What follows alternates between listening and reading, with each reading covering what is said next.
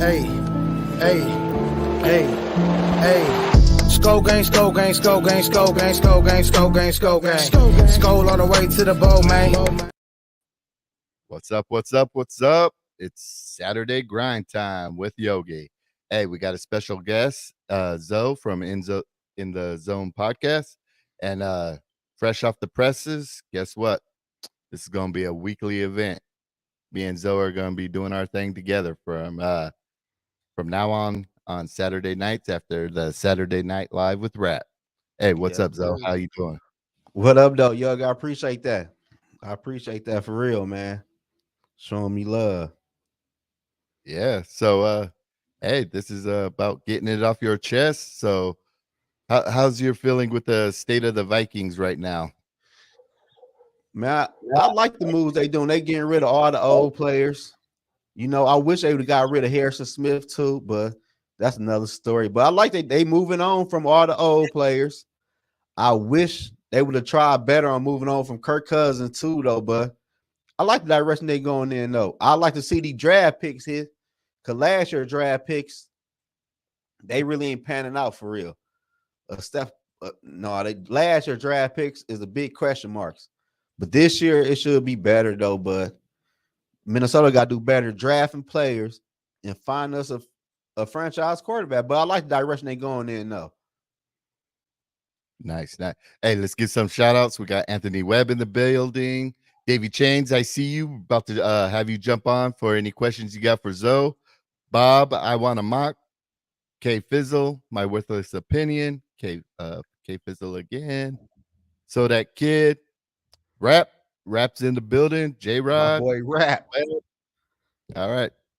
So welcome to the show, Davey. What questions you got for Zoe? Let's get it off your chest. I think it's a good question. I know a lot of people, there's this talk about tanking and stuff. Would you be okay? Just hear me out. Would you be okay with several, decent, maybe mediocre, subpar seasons in order for us to draft higher up instead of constantly drafting between 20 and 32 and getting hit or miss on these players here and just keep floundering in mediocrity just below the elite? Do you follow me? You know what I'm saying?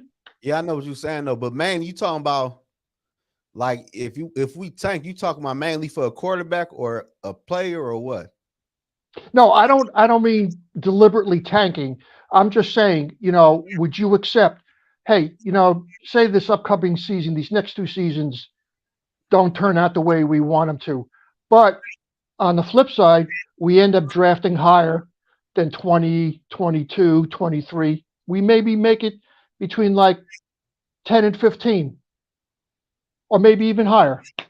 Right. But I ain't going to lie to you. As a fan, I wouldn't want that. I'd be hard. I know. But my thing is, like, I'm going to just use this for example. Like, for the quarterback position, we can always move up, give away draft picks. But no matter who you draft, you just got to nail your draft pick. No matter if you draft in 1 or 32. You just got to hit your draft picks. Like, that's really the Minnesota Vikings got to learn how to draft for real, man. That's really what it comes down to. We got to learn how to draft and find us a true franchise quarterback. That's all we got to do for real. We need a quarterback. Like, if Minnesota had a mobile quarterback, they'd be way better than how Minnesota Vikings is right now. Yeah. We need a quarterback. Like, we just got to give away, like you said. I don't care we trade three future draft picks for a quarterback. Half of the first round draft picks don't pan out anyway. So who care about the first round draft pick? Yeah. Are there any quarterbacks that you've been looking in the 24 quarterback class that have? I made a video I think before the playoffs about Caleb Williams and the Oregon quarterback, Bo Nix, and what the other quarterback, Drake May, I think from North Carolina. You hit to him? You don't like? I don't like it. No. Yeah, but I ain't gonna lie to you. I'm all in. I'm all in for Caleb Williams though, for real. Like draft what you got to do to get Caleb Williams, man. Because to me, the Arizona Cardinals can't take him. Because who gonna draft? Because who gonna trade for Kyler Murray in that contract? Right. That contract is crazy. So who would trade for him though? In the stuff he showed y'all already, who would trade for him and give him the money he want? And he's not that good. Like I'm so if we were to trade for a quarterback, people were talking about Trey Lance. I'm not on board with that. No. I would be more comfortable with trading for Matt Corral, and a lot of people don't see the upside of that, but for some reason, Matt Corral from the Carolina, Panthers, yeah, man, you want him?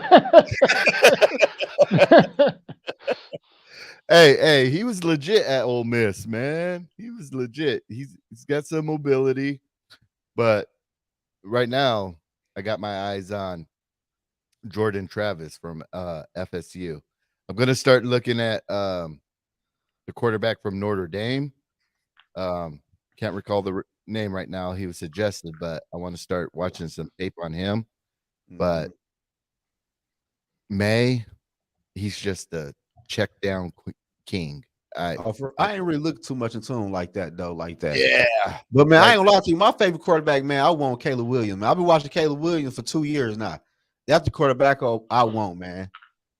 With him and JJ and TJ and with Ja, man, that offense will be nasty next year. Hey, so Anthony, man, Anthony. So you say let's get Teddy back. I like the Teddy. Me too. So I did one draft scenario where we signed him in free agency. People lost their shit. Yeah, no, I don't want Teddy right now. I'm straight, but back in the day, I liked the Teddy though. No, I'm straight on Teddy. Yeah.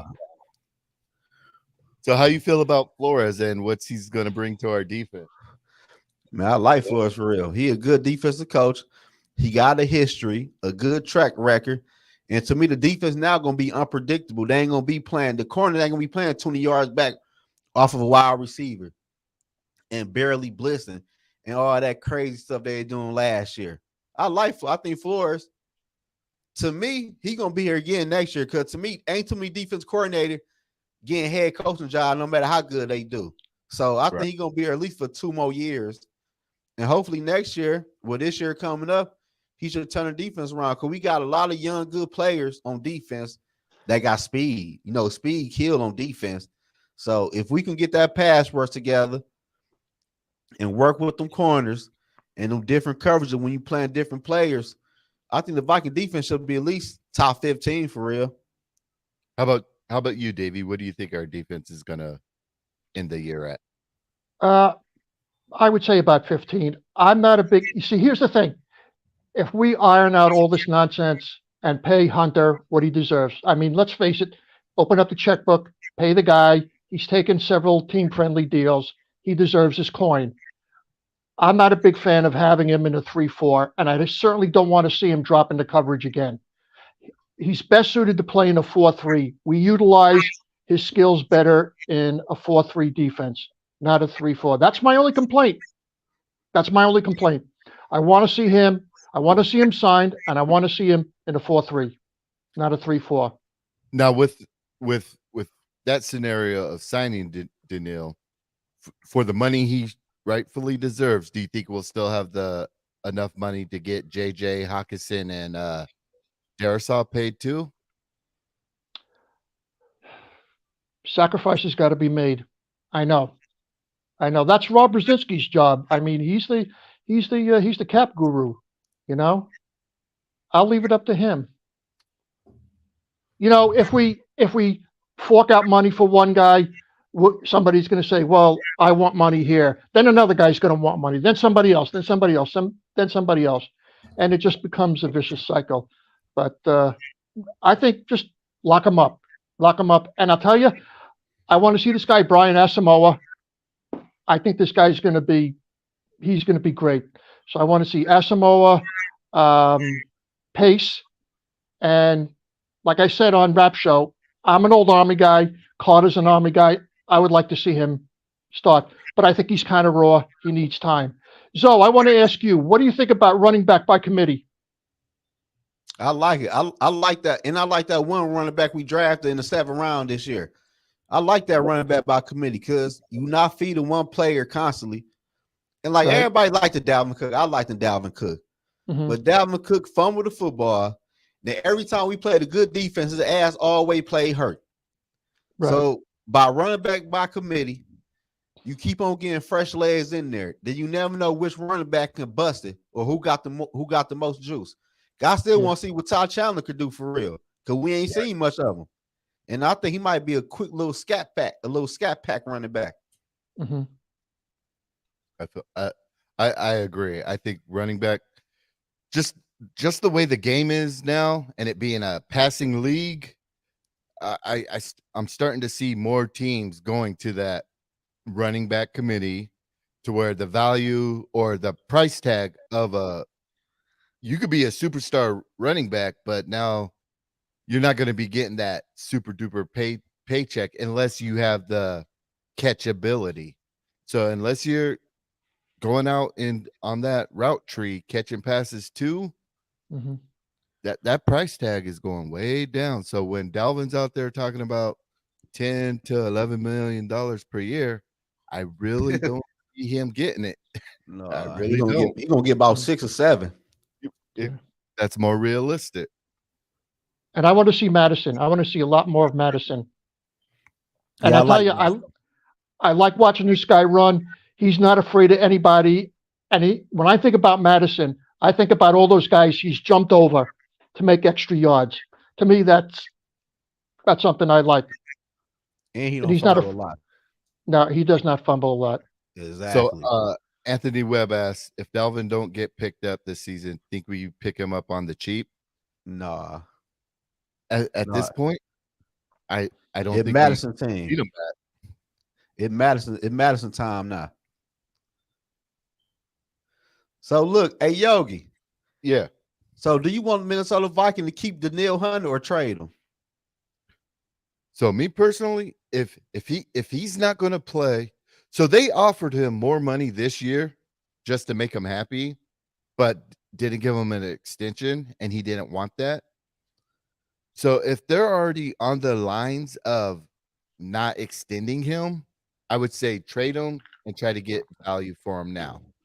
And the draft or the trade scenario I came up with in my head, because a lot of people think, a lot of fans are like, well, Danielle Hunter's great, a first and this. I realistically don't think we're going to get a first for him.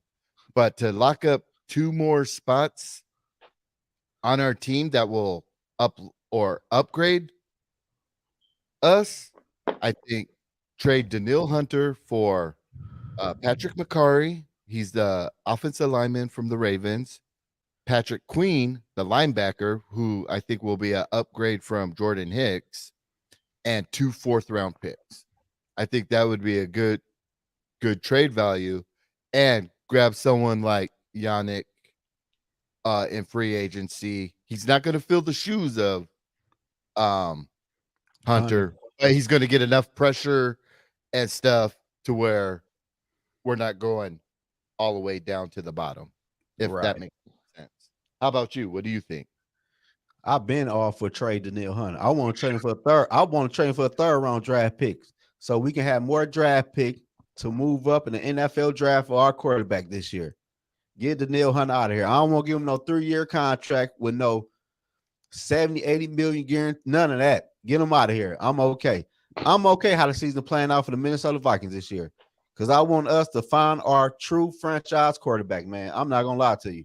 So Danielle Hunter, I'll take a 3rd-round pick. I'm not crazy. You can't get no 1st-round pick for Danielle Hunter. Who would trade a 1st-round pick for him? Skull Mafia said, you tripping. How? I'm tripping on like who will give you for what? So y'all wanted to pay Daniil Hunter, pay TJ, pay JJ, pay Christian Darrisaw. Hey, what up, David? Welcome to the show, my man. Hey, What do you want to get off your chest? yeah. I mean, you guys are right on point with what you guys are bringing up. I mean, from a few questions back, to me, the quarterback I want that'll fall right in our lap is Shador Sanders. I want that quarterback. I want Dion's kid. He's a junior, so most juniors probably enter the draft. I would assume he'll be in it. He could stay another year, his senior year with his dad. That's the only X factor. But if that man is in the draft, I take him and I laugh at all the other quarterbacks picked ahead of him. For he that nice? He that nice. He's the real McCoy. He can run like his old man. Okay, I wanted AR 15 last year. Okay, and I still would take him top over all these cats because I see the evolution of football. You know, you talk about there's not enough money to go around with all these players. Well, if there's only 6 quarterbacks who can make these NFL throws or be franchise quarterbacks like people like to throw out there, you need to rethink how to win a championship. And I think Philly and Baltimore have been closest to it, but they haven't committed fully with the idea of having 4 or 5 of these quarterbacks on their team and just run them and never have to pay them. I know it's brutal, but the running back position is a blueprint for all the other positions. I would have a throwing running back and I would have a receiving running back and put that guy in the slot. Cordero Patterson has kind of shown this way where you can put like a Deebo Samuel or a Cordero Patterson or a running type of back like our kid kick returner, right? Nasamwa or whatever his name is. Put him in the slot. Put him in the slot or take Rieger and put him in the backfield.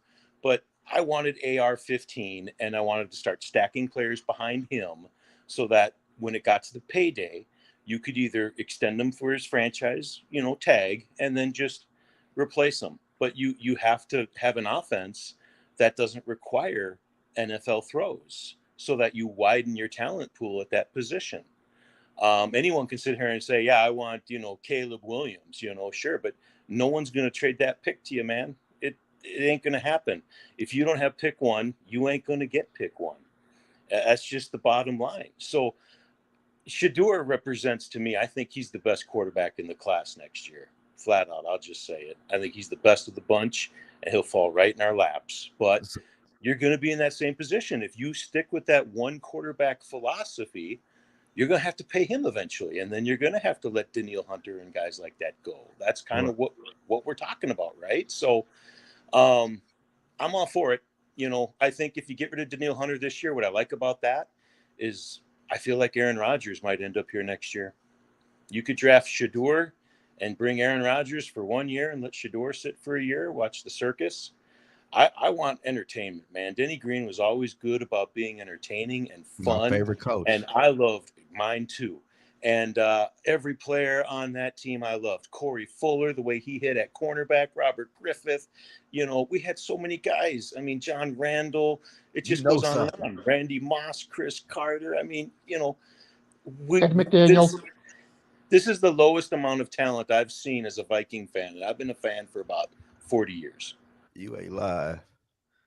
Denny Green is the reason why I live in Minnesota because Denny Green. I don't care nobody say. That right there. That was the best coach the Minnesota Vikings had, man. Right? No, he was a stud. But look, David. Go ahead, Yogi. I was good since we were on quarterbacks. So, do you think the Vikings will keep 2 or 3? And who do you want as the backup? The guy Mullins that we have now, or do you want Jaron Hall to be the backup? No, I would keep 3. I mean, especially if you're even remotely thinking about this radical idea I threw out in the beginning, which is let's have a disposable position at that position. Let's evolve. Let's show the league how winning is done. If you land a Caleb Williams, that can be a separate path for winning, right? I'm not ruling that out, okay? But if you're not going to get one of the 6 guys who can win you a championship, you need to be one of the other, 22, 20, 26 other teams. You need to be not Kirk Cousins. You need to be, Lamar Jackson or Jalen Hurts, who you could have got for a 3rd round pick before last year, the start of last year. They didn't even want him. And, the weakness to their philosophy committing the RPO with Jalen Hurts or Jackson is you don't have a guy like him behind him, so they're not quite there. But I say 3 quarterbacks, let Mullen be number 2 and then let, Hall be number 3 and just let him kind of develop. And then hopefully Hall can be 2 next year. And we draft another one to put at the 3 and get Aaron Rodgers in here for a year. Rather than paying Kirk Cousins, Aaron Rodgers came out of the darkness and, he's a prima donna. The guy wanted that whole Jets thing fell like a lead balloon, man. He did not get the bang for his buck that he wanted. And I know damn well he wants to be the center of the NFL universe. And there's only one way you're going to do that, buddy. That's coming to Minnesota. If we get Aaron Rodgers next year, I will have to be asking people, Why you mad? Why you mad? If anything, just watching those Packer fans melt again. It's just worth it. It's worth it. And hey, if he can sidestep a defensive tackle, something, Cousins can't do. Cousins thinks avoiding a defensive tackle is looking down and crouching. That ain't working, man. If Rodgers can still go 3 steps to his right, I want to see JJ catch a pass on a unscripted play. I've yet to see it. As good as JJ is, you ain't lying. When's the last time you seen that guy catch one on a quarterback running, all hell's breaking loose, and quarterback's pointing, go there, right. Throw one of those. You get one of those a game, right? So I mean, I say you get Aaron Rodgers, you get Shedeur Sanders if he falls right in your lap, let him sit for a year behind A-Raj, with Hall as your number 2 next year, and then with every other pick you go outside linebacker / safety freak who can play that opposite side of Lewis Cine or whoever you got at that joker spot. Or hell, get that Washington commie guy. Get that top 2, top 3 pick guy that they don't like. I like that. You know something, Dave. I ain't gonna lie to you. You know something for real. You know something. But hey, look though, David. The thing Sanders is better than Williams, though. You say he the best quarterback in the draft? I've been pretty good at this. I try to judge players in under 10 plays. Give me 10 plays. I just look for a dog. If I see the dog, I get it. That's what I want. And the last few quarterbacks that I've liked have always seem to be the 4th quarterback taken. I liked Allen. I liked the kid out of the Chargers. I don't like him. Justin Herbert. I love him. There's just something about a quarterback trait that you can't measure, but you look at them and you can just see they have it. I feel you, Josh Allen and Herbert, they have it in spades, and Shedeur has it too.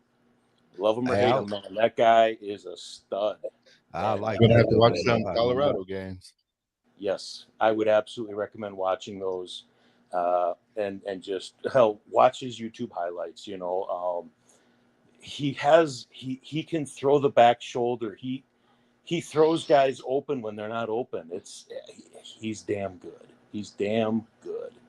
But yeah, no, you can't give up the farm for a quarterback because why not?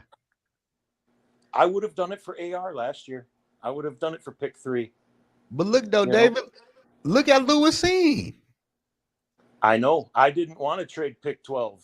I didn't like that trade one bit, man. I wanted to trade 12, but only for a 2023 first round pick. Facts. And that way we would have had 2 bullets in the chamber to go up and get AR-15, right? Right. The trade I wanted to at least try to push was Jacksonville. It made sense. They could have gotten an offensive tackle with pick 12 in theory.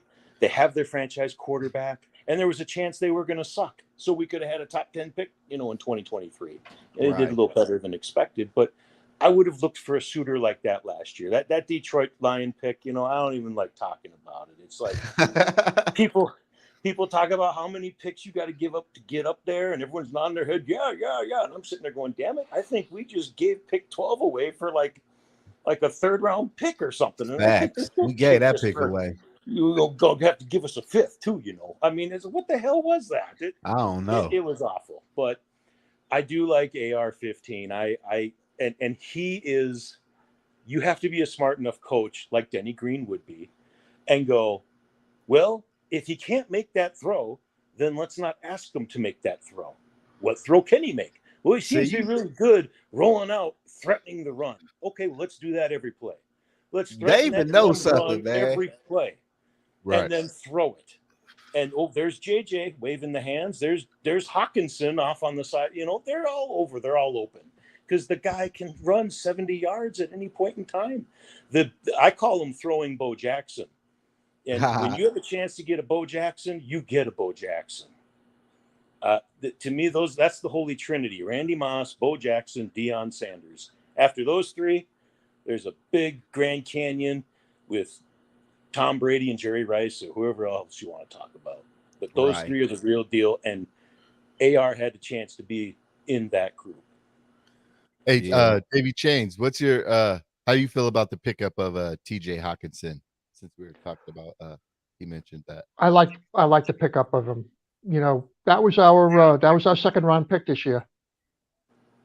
And I think we got our tight end of the future. I like the way David thinks. I like the way all you guys think. I don't remember. I forget who had mentioned it earlier about there's winning. There's two types of winning. There's winning games, and then there's winning championships. And I don't think this team has reached a level where we could. And I don't mean to badmouth the team. I know everybody thinks that I'm really down on the Vikings, but I'm really not. I mean, let me tell you, I watched four losing Super Bowls, and I used to get physically ill. But I think this team needs to learn how to win like champions. If that makes sense to you guys. Yeah. Now, do you guys think? So I've brought this up before. Do you think the Vikings ownership group is okay with being relevant? I mean, of course they want to win the Super Bowl, but to me personally, sometimes I feel like they're okay with being in that middle tier, being relevant, selling tickets, being in the news, making their money. And if we win a Super Bowl, great. But if we make the playoffs, division title, they're okay with that. How do you guys feel about that? Well, can I answer that? Yeah, yep. Go ahead. That me and Justin talk about this all the time, and that's a sensitive issue for me. I mean, and I don't understand why lifelong Giant fans who were season ticket holders for the New York Giants want to buy a Midwest football team. Now, getting back to your question about a Super Bowl, I think as long as there are asses in the seats and there's money in the till, that makes the Wolves happy. If they happen to win a Super Bowl just by chance, that's great. But to them, the big win is as long as there are asses in the seats, there's money in the till at the end of the season, they're okay with that. We got to remember, Mahomes was the fourth quarterback taken in his respective class, too. So this whole pie in the sky idea that you need the top quarterback in the draft to win, I call BS on that. In fact, I'd like to see how many number one overall pick quarterbacks won a Super Bowl. In fact, I would argue most quarterbacks that have won are probably later picks anyways. But with that aside, yeah, we can talk about the Wilfs' willingness to and how they want to win, but it goes deeper than that. This Viking franchise, this formula has existed long before the Wilfs ever took ownership. At least as a fan watching, we have always had 12 to 14 all-pro type players, everything but a quarterback. And when we were about ready to make a run, we would either get a rookie wide receiver and a veteran quarterback. And then that was when we knew that we were going to have a chance to make a run, And it works. We're one of the 5 winningest teams in the NFL, but out of those 10 teams up there that have virtually every Super Bowl, we're the only team that doesn't have one. Right. It's it's quite a feat, to be honest. But I do think we can get a little bit of both. Little Aaron Rodgers next year, Shador Sanders, so we can have the circus for 1 year. And let Shador, hell, maybe Dion will want to come up here and do some coaching too. Hey, Zoe, I got a question for Zoe. So if you were the GM for 1 day, what would be the first 3 moves you would make? As of today, Yeah, I would trade Danielle Hunter for a draft pick. What else I do? Bring in another DN. I bring in another what Cleveland play? Left guard or right guard? He's a left guard. I bring in a left guard. Yep. And I bring in another left guard. Because the Minnesota Vikings offensive line ain't shit for real. Let's keep it for real. Our offensive line is horrible, man. I don't know what people like. I read something talking about Minnesota Viking offensive line ranked number 7 or number 6. I'm like, man, that's all cap. Every time we played a good defensive line, our ass got an 8 up. So Cleveland, to me, no, you know what? I'll bring in a left guard and I'll bring in another center. Because Bradbury, I don't know about him. Because our O-line not that good. We got 2 good players, and that's it. Mike Sports Vibe. Click the link. That's my guy. Yeah, type into Mike Sports. But we need to fix our offensive line for real, man. Like, everybody know about the Kirk Cousins. I don't want to talk about that. But our offensive line, man, got to get fixed. Like, we cannot block no top defensive line at all. Right. So that's how I know the Minnesota Vikings really ain't going to go nowhere this year. People said we could win. Minnesota ain't went on down Super Bowl with that damn offensive line. The Eagles have got better on defensive line. And San Fran still San Fran. And I don't know nobody. And the Cowboys, like that 3 people right there. Like the Minnesota Vikings offensive line is horrible. I don't know how they replace people already. That Super Bowl really opened the eyes of the keen fan in the fact that the Eagles had Kansas City outclassed virtually at every position on every tier you could imagine, and that was their Super Bowl to lose. My opinion, flat out. But how the Kansas City Chiefs won that Super Bowl was they took a top defense in the Eagles and made them look like a bottom tier defense by blocking the pass rush. Exactly. When you can't get to the quarterback, your secondary isn't shit. And what have we been doing the last 8 years? Trying to get cornerbacks. Oh, let's draft another corner. Yeah, but if you can't get to the quarterback, it don't matter who is out there unless it's Dion, right? One of the 3 guys. But Dion ain't around anymore. He's a one-in-a-lifetime kind of guy. Sauce Gardner might be the closest thing to it. But it's crazy how many misses we've had even before Kwesi with these cornerbacks. Man, we're at our best when we have a veteran quarterback, a young wide receiver, and a defensive line that goes and eats quarterbacks. Facts.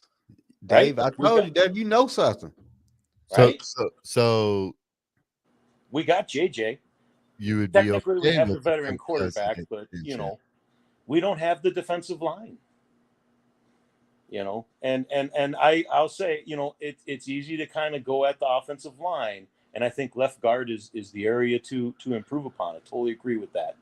But I want to see a quarterback avoid a pass rush by taking 3 steps to the left or to the right and see what that looks like just once. Because Cousins with the head tuck and the shoulder crouch, he's like the Barry Sanders of quarterbacks. He's not as overrated as Barry, and I'm going off the reservation here, but keep with me. Barry would lead the league in rushes for loss every year. And what does that do on 1st and 2nd down when it becomes 2nd and 15 or 3rd and 10? It kills your drives. So if Barry's running for a loss of 5, but he could run for 50 at any point, right? Well, but if Kirk is taking a sack for a loss of 5 and it's 2nd and 15 or 3rd and 10, you're in the same boat. you're going 2 full quarters without scoring a touchdown or kicking a field goal, or your kicker can't make the goddamn thing. Take your pick. No wonder your defense is subpar. It's about time of possession. And when Barry retired, you know what the Lions did the very next year? They made the MF in playoffs. That's they did. They did. I ain't know that. Davey, you know something, man. You know, I'm telling Yogi, you know something when you're talking to football talk, man. You know something. I try to come at it from a different angle. I'm left-handed, so I'm going to be a little bit off. But I like Barry. Don't get it twisted. But when your first move is to stop as a running back, I don't want you on my team. That ain't the running back I want. I want a running back that's going to hit the hole and get me 3. And if the block is right, then you can get me the big run. But when you're losing 5, that's not going to work for me, man. And Cousins, he's the Ron Burgundy of football, and he's the Barry Sanders. He's going to lose you 5 with a sack. He's always a top 5 sacked guy. Blame the line, I suppose, but get the hell out of the way, man. It's not defensive end sacking you. It's the fucking 400-pound tackle eating you up, man. Get the hell out of there. So what I'm going to need from you, David, is to look up Makari, the offensive lineman from the Ravens. Yep. And let me know if I'm just looking in the clouds, or if you think he would be an upgrade from Cleveland. So anybody is an upgrade. And I would really want to. I think Cleveland can be a decent left tackle. I mean, in his defense, he's playing guard. He's not a guard. And that's a selling point. If there's a tackle needy team out there, look at Oli Udoh. How bad did he look at guard? He looked pretty good at right tackle, though. He actually looked pretty good the last few games when he played, when he was called to duty. He came through for us. And I'm not a big Udoh guy. We're about to have Mike Sports Vibes. Come vibe with us. Here we go. What's good? What's up, Mike? How y'all doing? Doing good. How you doing, Mike? tonight? What's the deal? Man, I'm excited to talk to y'all. What's up, Yogi? What's up, Zoe? What's up, David? What's going on, y'all? Hey. Yo. How you feeling? Yeah. Zoe, you were right on with the offensive line. The offensive line been average to below average. I mean, I know we got O'Neal. We don't know how he's going to come back with the Achilles injury. We don't know. Ezra Cleveland, overrated. Ed Ingram, I'll give him another year because he was a rookie. And Darisaw, we got to see. We got to see what happens, how they all mesh together. But our offensive line been one of our biggest weaknesses that we haven't really talked about. It's like we never got that together. No matter what we did, we paying to get these free agents or drafting. It's like nothing ever planned out. So that's a good point, Zoe. That's a very good point because we need Kirk Cousins to be protected at all costs. Because if he gets any pressure up the middle, he's going to act like he forgot how to play football. So we need all the best protection ever for us to be a Super Bowl contender. So I agree with that, Zoe. Could you imagine what AR-15? Could you imagine what AR-15 would do with a 400-pound tackle coming right up his ass? He would just fucking 70 yards later. They'd be like, "Well, we can't rush this guy. We just gotta kind of contain him." Would they take like 3 plays? They'd change their tune real quick. Yeah. But I definitely agree with that. And another thing about Kirk Cousins, like. Zoe was coming at my neck, man. Zoe was coming at my neck. He was like, I know you're not a Kirk Cousins supporter. I said, no, Zoe, I'm not a Kirk Cousins supporter. But everybody comes at Kirk. But this is how I feel. Kirk is a good quarterback, but he's just not the quarterback that could push us over the top. I think that everything has to be perfect around him. So if everything has to be perfect around you, that means you're not the real franchise quarterback. There's a lot of quarterbacks that put their teams over on their back, like Lamar Jackson, that can get their team far. Patrick Mahomes, countless others. I can't even name off the top of my head. But you can't be the franchise quarterback if you have to have everything perfect on your team to be successful. It's not going to add up because no team is perfect. You know what I'm saying? Now, I might take some heat from this, but I think I really think the key factor right now is Brian Flores. Brian, agreed.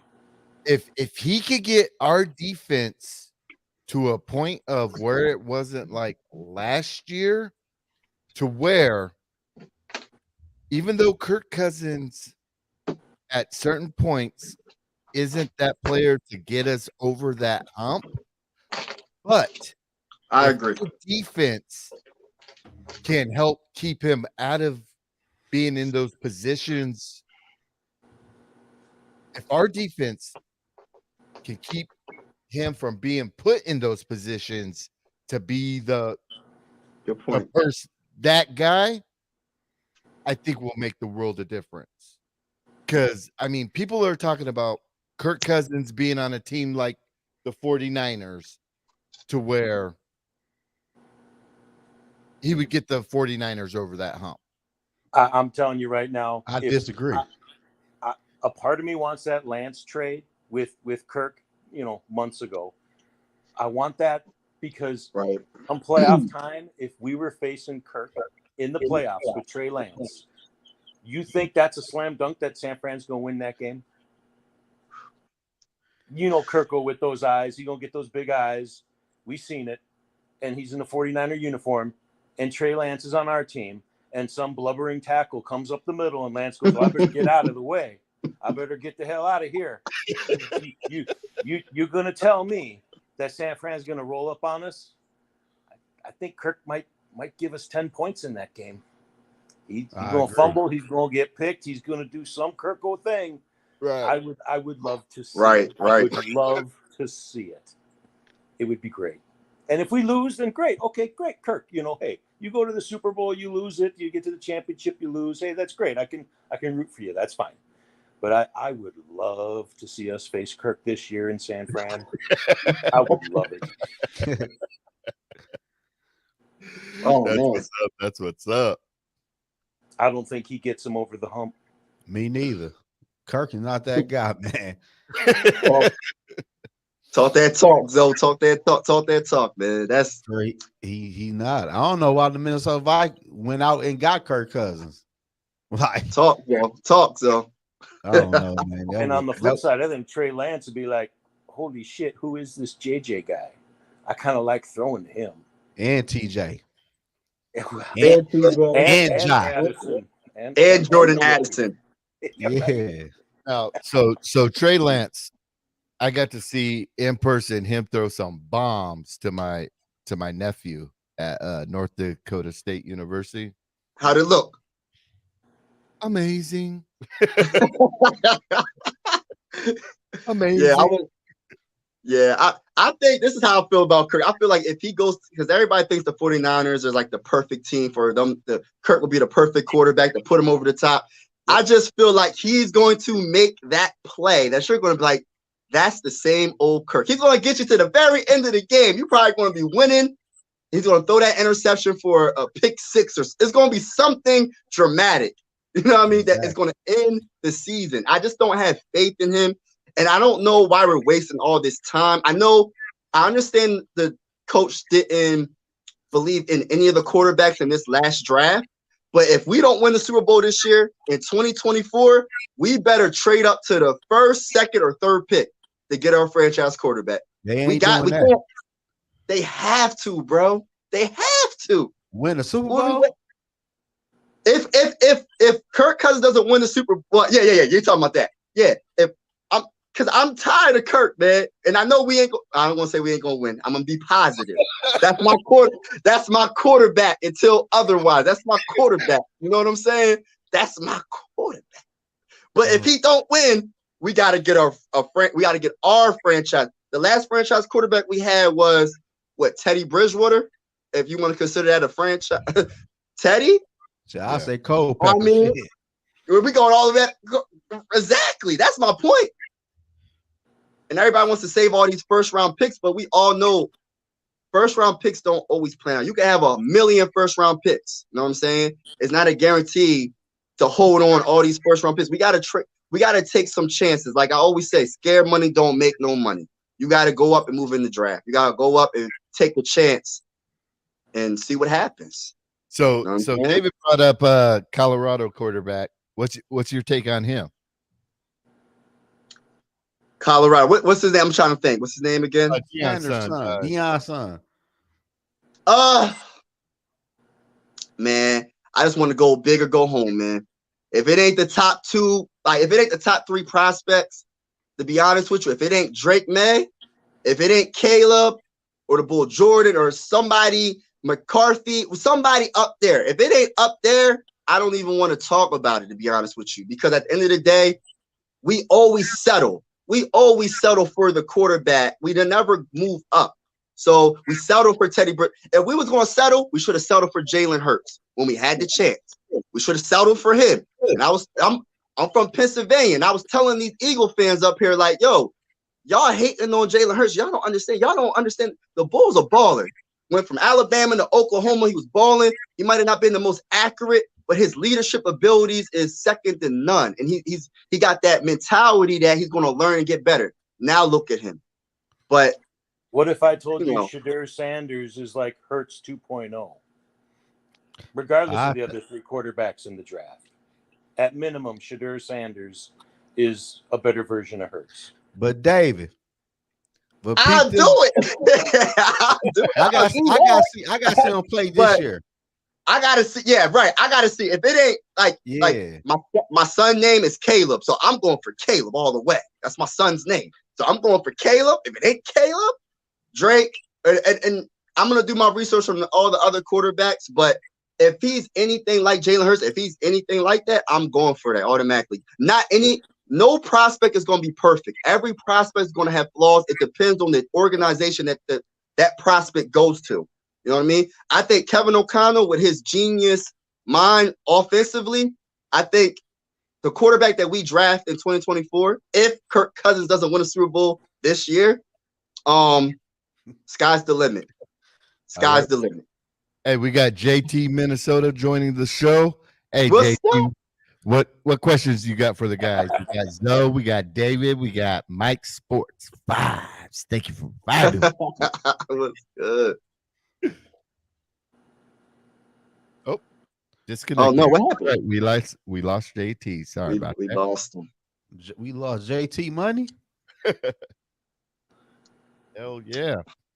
I got a question for y'all real quick.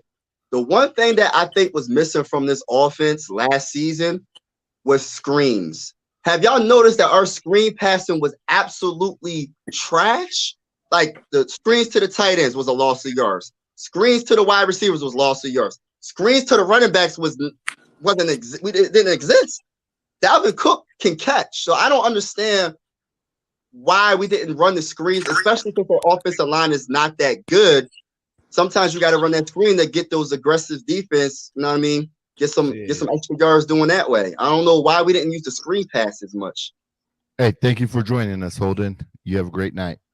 Hey, but to answer your question, I think Oliver might help that situation. The Ravens tight end that we picked up. Right.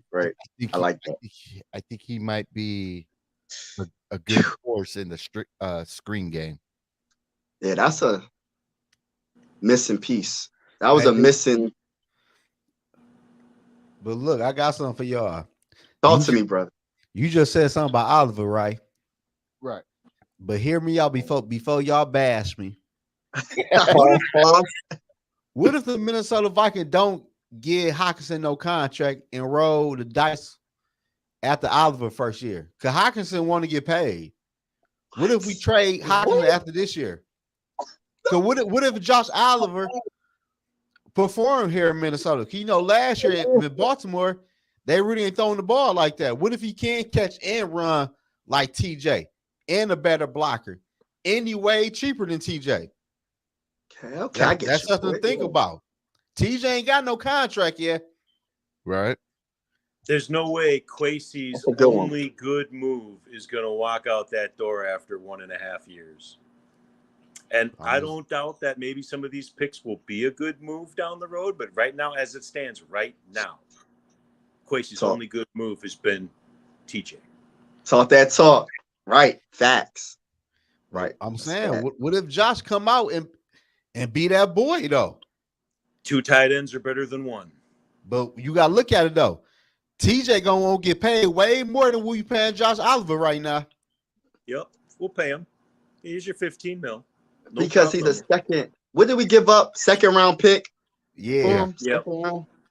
I don't know. That's gonna be tough for him to, like my boy David said. That's like the only good move he made, to be honest with you. So if he lets him go, that 2nd round pick's a waste. It's just, I don't know. Unless they can get another 2nd round pick for him or higher, maybe a 1st. If they can do that, okay. By all means, do what you gotta do. But if you getting like a 4th or a 3rd, nah, I can't see him passing up on doing that's that. what it feels like they're doing with Hunter. You know, I think the book is out right now that you can push Kwesi around a bit. I don't know that I agree with it, but you know, when you watch Detroit take us like they did with that pick 12, yeah, I'm offering a 4th round pick for Hunter too, and then see what Kwesi does. Man, if that happens, fire him. Fire him. Fire him now. I don't fire think him now. We're no. not going to trade him for a 4th, but the league is busting his balls, man. Hey, David, the highest paid tight end right now, he getting paid $17 million right now. Yep. And under him, he getting paid $15 million. So There what you would go. TJ ask for? About 15. You think so? Yep. I don't think he wants to go anywhere else. He's 2.5 hours away from his home in Iowa.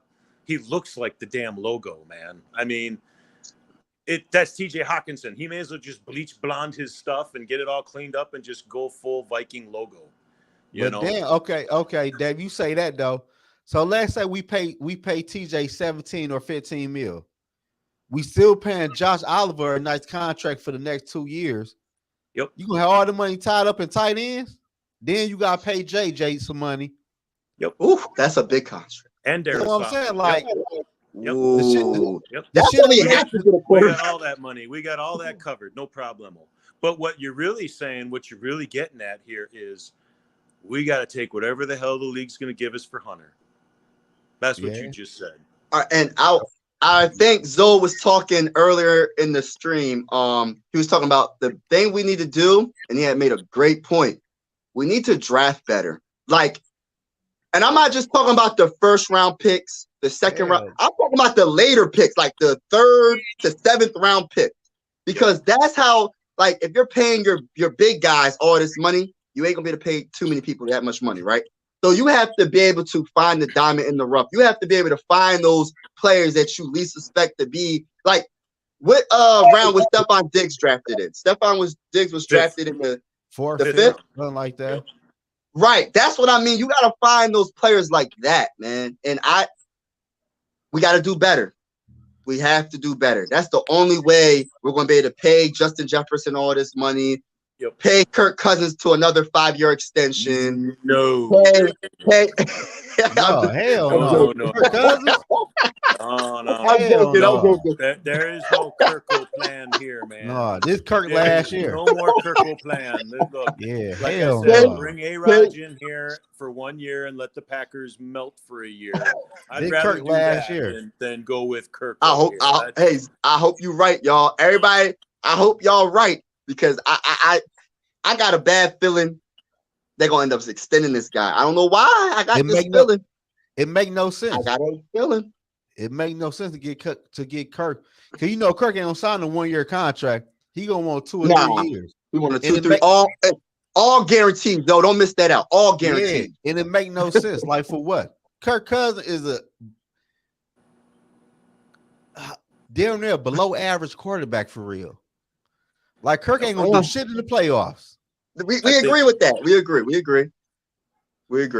I think we're shortchanging the offense we have because we haven't seen it without Kirk in it. I know everybody's that's another thing about Minnesota Viking fans. And I love my family, right? We all in this together. We ain't never won a Super Bowl. Been to the Super Bowl 4 times, lost all 4. Why is everybody so scared if we draft a quarterback in the 1st round? Why are they so scared for Kirk Cousins to finally leave the franchise? Because you know why? I don't understand. Because them people don't gamble their money. Scared, like you said, scared money don't make money. And them people don't gamble their money. Kirk Cousins ain't doing shit for Minnesota. All we doing with Kirk Cousins winning 9 to 10 games and losing in a wild card or maybe the next round. That's it. Ain't gonna be to Daniel Jones. And it wasn't his fault. It wasn't all his fault. It was the defense. But what about the other 10 seasons, y'all?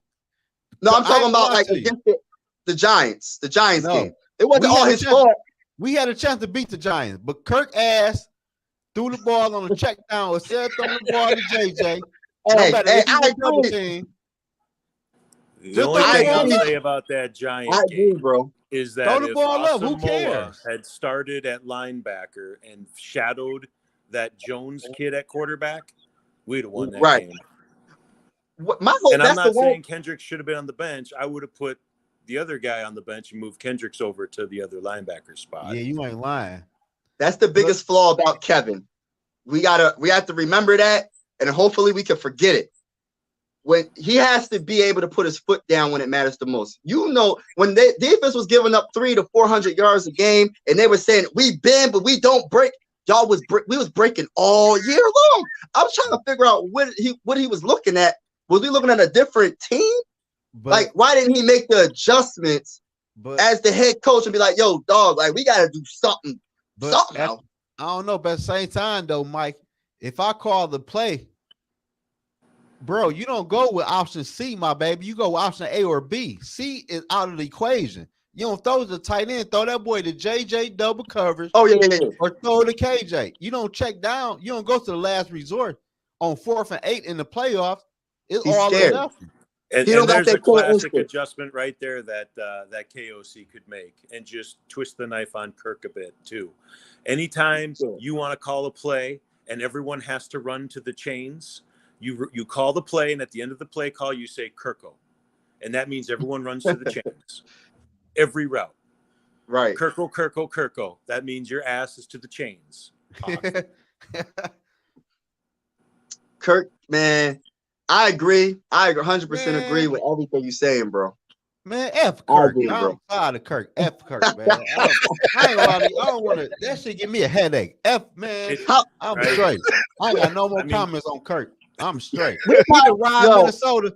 He done robbed Minnesota out of $200 million. Don't say it, bro. Say it ain't so, bro. Say it ain't so, bro. But look, though, he came here and did the least at any other quarterback at that position, getting paid top-notch dollar. I don't care about how many yards he threw, how many touchdown passes, interception ratio. When it mattered the most, his ass folded like a 7-round quarterback in the playoffs. And he only been in the playoffs only like 2 or 3 times in Minnesota. So I'm straight on Kirk. He only won the division one time anyway. I'm straight on Kirk. I don't got nothing to say about Kirk no more, honestly, though. I'm straight. With Kirk Cousins this year, he got to go. Minnesota Vikings, all my Soul Nation fans, I love Minnesota. But Minnesota Vikings will not win on down Super Bowl with Kirk Cousins. We're going to make the playoff and lose in the wild card weekend, man. That's what it is. Damn. It's the truth. What did Griffin say? What did Griffin say? I know people coming at Griffin because he had the mental stuff going on. But what did Griffin say? What Zimmer said? Kirk Cousins. What did he say though? I forgot. He said Kirk his ass. He said Kirk was ass. Why you think Stephon Diggs left? Case Keenum was. I'm not trying to say Case Keenum was better than Kirk, but I think Case Keenum for this particular team was better. He was better for us, man. He would have threw that ball. He would have threw that to JJ on 4th and 8. He would have threw that damn ball. He would have threw that ball. I tell you what, though, in that situation, what Case Keenum did in that Hail Mary, wherever the fuck that play was called, Kirk would have threw that ball to Stephon Diggs. He would have checked it down to a running back. Kirk would have got sacked. Right. You talking that talk. And look, though, we paying Kirk Cousins top-notch dollar for shit like that. Like Minnesota Vikings, what are we really doing? For real, though, like, what are we doing? Well, and this is where I start to get worried about Kwesi and KOC a little. And I love them, I do. But the vision. I need to see vision, and to get that vision, you need a set of balls. Okay, you got to start with that. Okay. Thank you. And Thank you. could you imagine AR-15 on this team right now, giving up 3 picks, whatever the fuck we had to give up to get him? With Kirko here, that's fine. If Kirko wanted to be traded, perfect. We'll trade you too. That's great. We win either way, right? We're not renegotiating shit next year. We got freaking AR sitting there.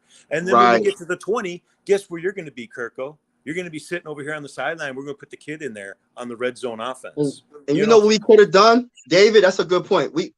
I think we could have. All right, we would have got what's his name?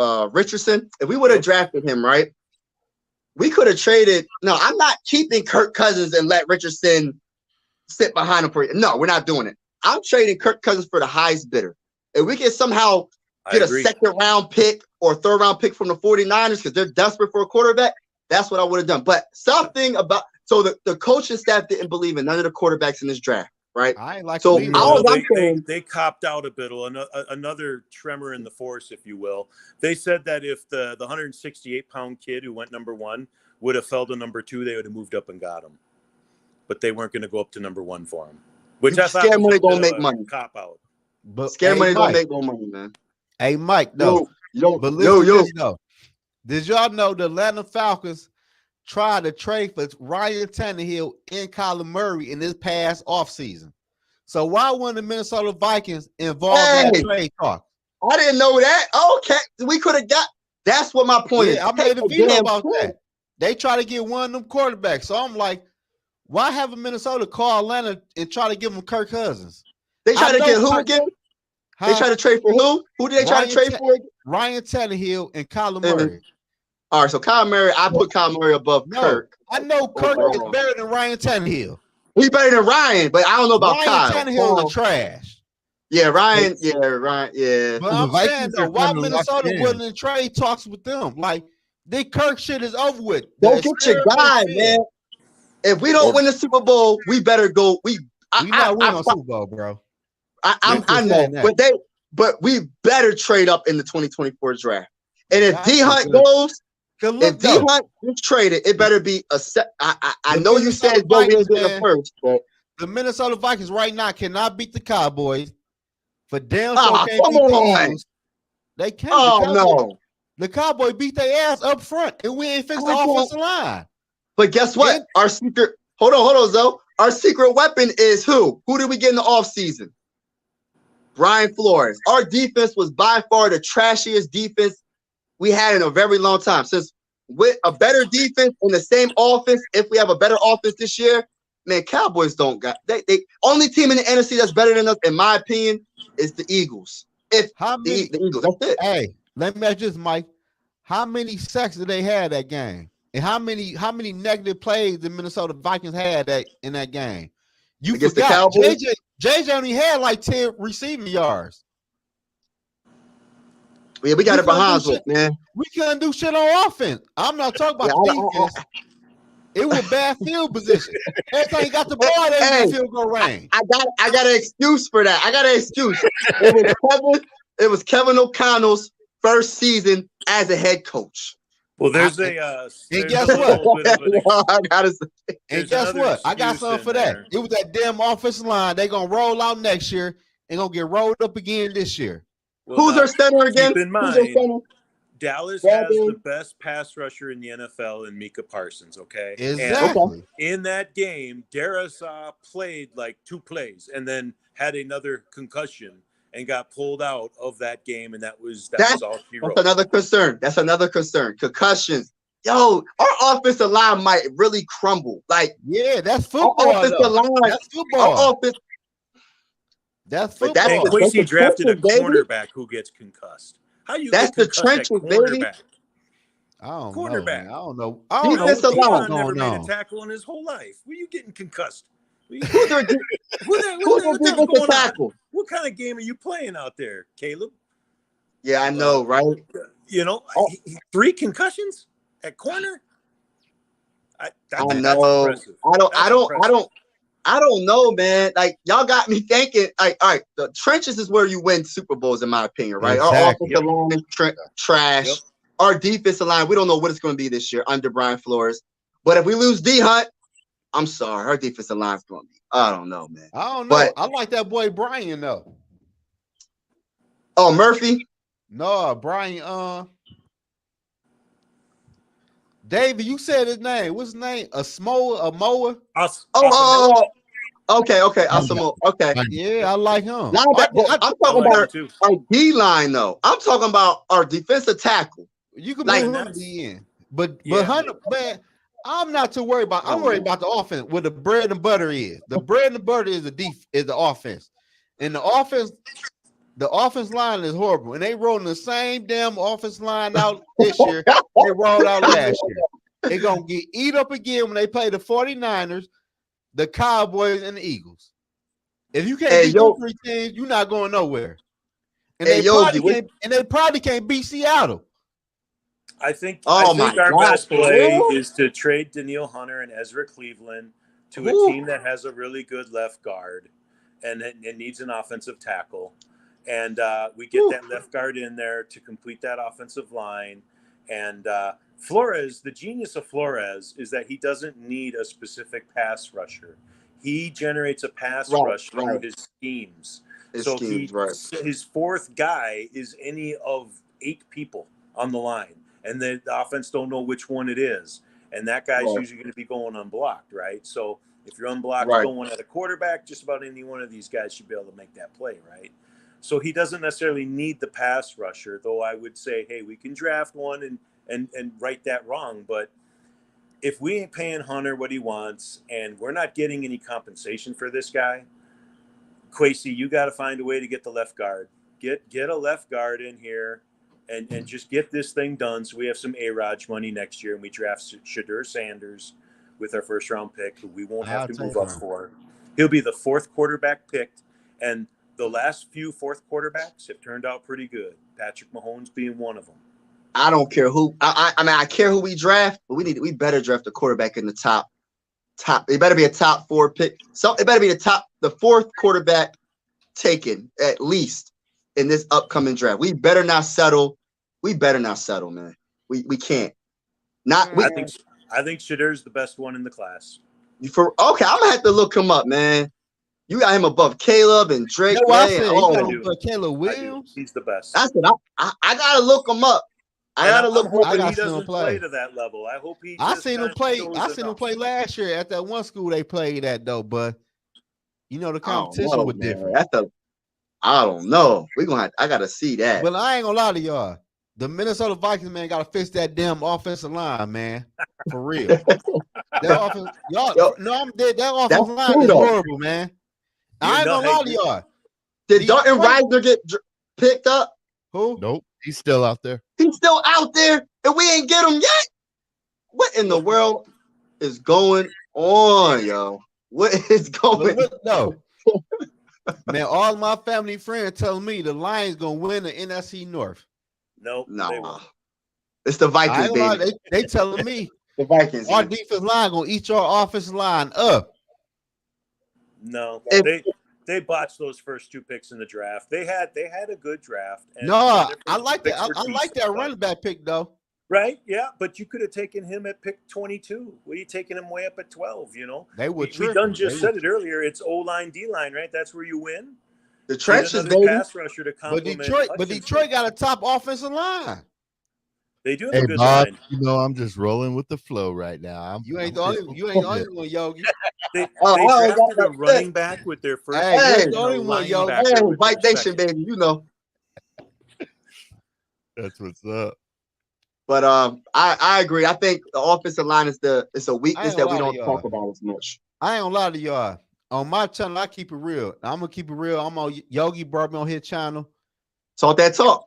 I'm gonna keep it real with y'all. I got no faith in the Minnesota Vikings winning a playoff game. I gotta win the division though. Yeah. They not gonna win no playoff game with that damn offensive line, man. I ain't gonna lie to y'all. Their offensive line is horrible. And we got rid of Cook. And that offensive line just like Cleveland did. What happened if 2 offensive line get injured? What happened after that? If 2 offensive linemen get injured, we screwed. We don't know what Brian O'Neill's gonna be like. That's what I'm saying. If all line if we get 2 injuries in one game, we screwed. Like the Minnesota Vikings, like they did some good things though, but Dalvin Cook. Y'all not fixing the problem. Like, why we ain't drafting no offensive linemen in the draft? Like, what are we doing?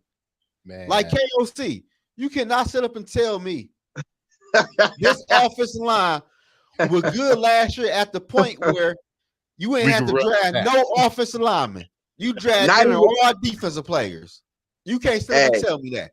If KLC tell me the offensive line is good, I know he don't know shit about football, and we in trouble because our offensive line is horrible for real.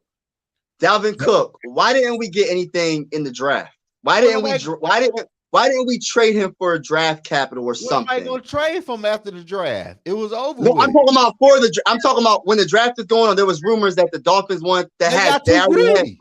The Vikings got too greedy. That's my point, man. That's my point. Second or third round pick, man. If you don't take a fourth round pick for Dalvin Cook, it's over with. We didn't get nothing back, man. The rumors were that Miami offered us a third. And we didn't do it. And we didn't do it. And you know what Miami drafted in the third round? Oh, my gosh. They drafted a running back. Yeah.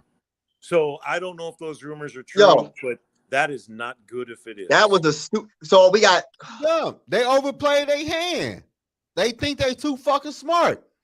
Yep. Right. They should have got something back when they had the opportunity, and just releasing him was a stupid move, man. They should have traded him when they had the opportunity with the Dolphins. The Dolphins were desperate. Take what you can get. Hey, you ain't Mike, gonna get nothing for him. Take what you can get.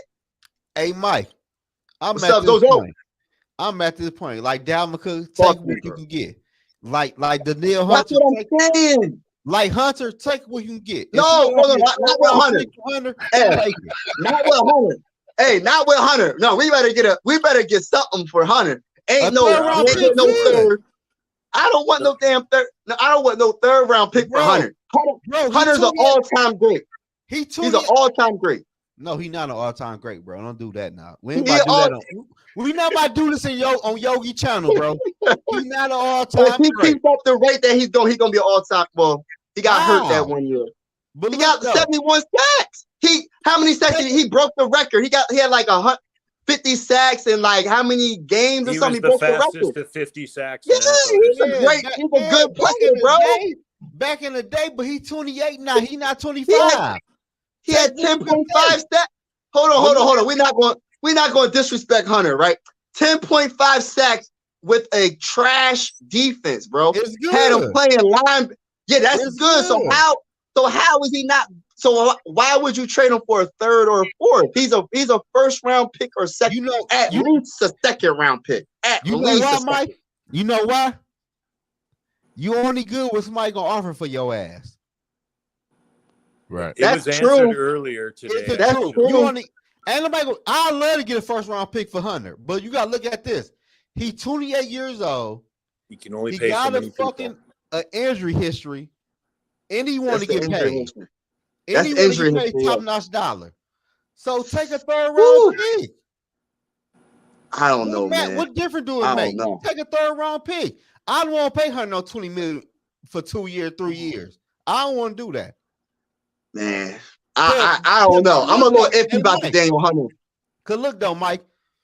Right now, if you look at the Minnesota Viking defense, who is our top defensive tackle? Shit. We don't have one. We don't have one.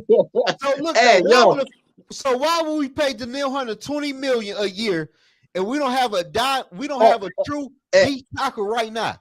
No, that's a good point because then we have to pay all these other players. We got to pay Darius, so we got to pay JJ. So that's a good point. That's a good point. So if we're going to trade him, they better trade him before the season starts. Exactly. Because if he gets hurt, then we lost all value. You know what I'm saying? Yeah. So I agree, but for how good he was, because he was a beast. When he was healthy, he was a beast. There was two straight seasons where he had 14, 15 sacks. Hey, guess what, Mike? And that key verb you said was. Wow. How good he was. We talking about now. He's 28 years old, coming off an injury, and he want to get paid top-notch dollars. Take a third-round pick. Who cares? Who cares? Would you Came really off cry? injury. Would you really cry over a 3rd round pick though, Mike? Let's keep it for real. Give me You all right. Let me say this. I want a 3rd round pick and give me 2 5th round picks. Add 2 5th round, make it sexier. Give me 2 later picks. I'll take I'll that. take that and I'll be okay.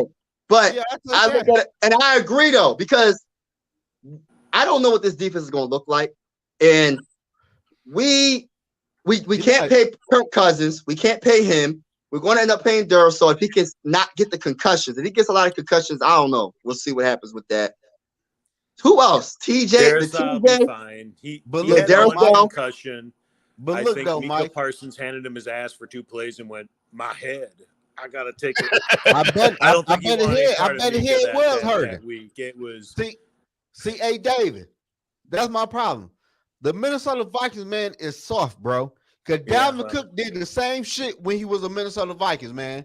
When they played against good teams, they play like scrubs. They act like they play ball. Yeah, I don't understand. No, same with Patrick Peterson last year. Every time this bull got beat deep, he seemed like he fell on the ground. He was injured. All of a sudden, he was injured, holding his leg. I'm like, yo, that's what they do, bro. That's what soft players do. And I don't want no player on my team, bro. I don't want. We want the purple people eaters. With Danielle Hunter trading for a 3rd round pick, get his ass up out of here and move on. I'm straight. For real, move on. We got to figure out, and I want to say this real quick because I seen some Minnesota Viking fans saying, I got to get this off my chest. We are not, hold on. We are not trading Justin Jefferson. We're not trading Justin Jefferson. That's not ignorant saying shit. that. Some people are saying, some people are saying trade Justin Jefferson for two first-round picks. First of all, Justin Jefferson is a generational talent, right? There's nobody, and in my opinion, there's nobody better than JJ at wide receiver. I don't care what nobody says. Wait, Kirk Cousins was, look, they try to say, if take off Kirk Cousins, what would JJ do? If you take JJ off, what would Kirk Cousins do? JJ making one-handed catches in triple coverage. You know what I'm saying? Hey, Mike.